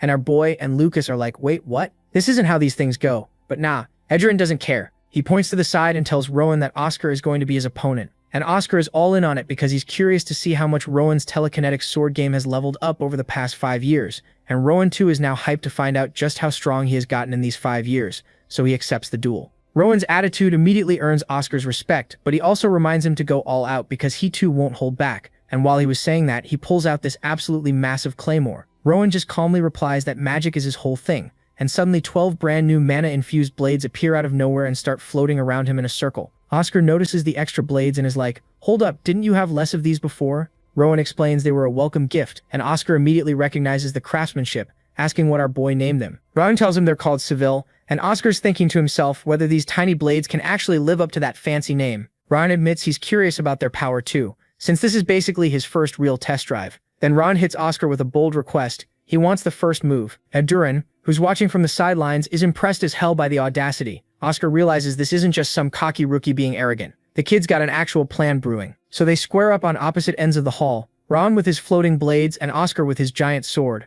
Then Oscar erupts with this intense crimson aura, and basically warns Ron, don't you dare disrespect my family's fighting style with some half-assed imitation. Ron thinks back to his 5 years of sparring with Lucas, knowing the Passoff family's claymore style inside and out from all that practice. but he also knows that Oscar is on a completely different level than his friend could ever reach. With that, the battle begins. He goes all in from the first second, using all 12 shards, but Oscar just casually swats them away. He gives Rowan some quick feedback saying the technique's rough but has potential. But even if it does, it's nowhere near enough to beat him. And as he says that, he charges straight at our boy and Rowan has no idea how to stop him. So he quickly comes up with a crude plan. He knows that he can't stop that sword. So instead he focuses on slowing down the sword's speed. Oscar's about to bring down another strike when, in the next second, he's completely frozen in place. Lucas and Edrin are watching from the side, with Lucas pointing out that something invisible just locked his dad down. Rowan's back on his feet while Oscar's struggling against the restraints. Turns out our boy used precise mana control to manipulate weight and friction to trap Oscar. Oscar looks at him with this impressed smile, saying the kid learned some nice tricks,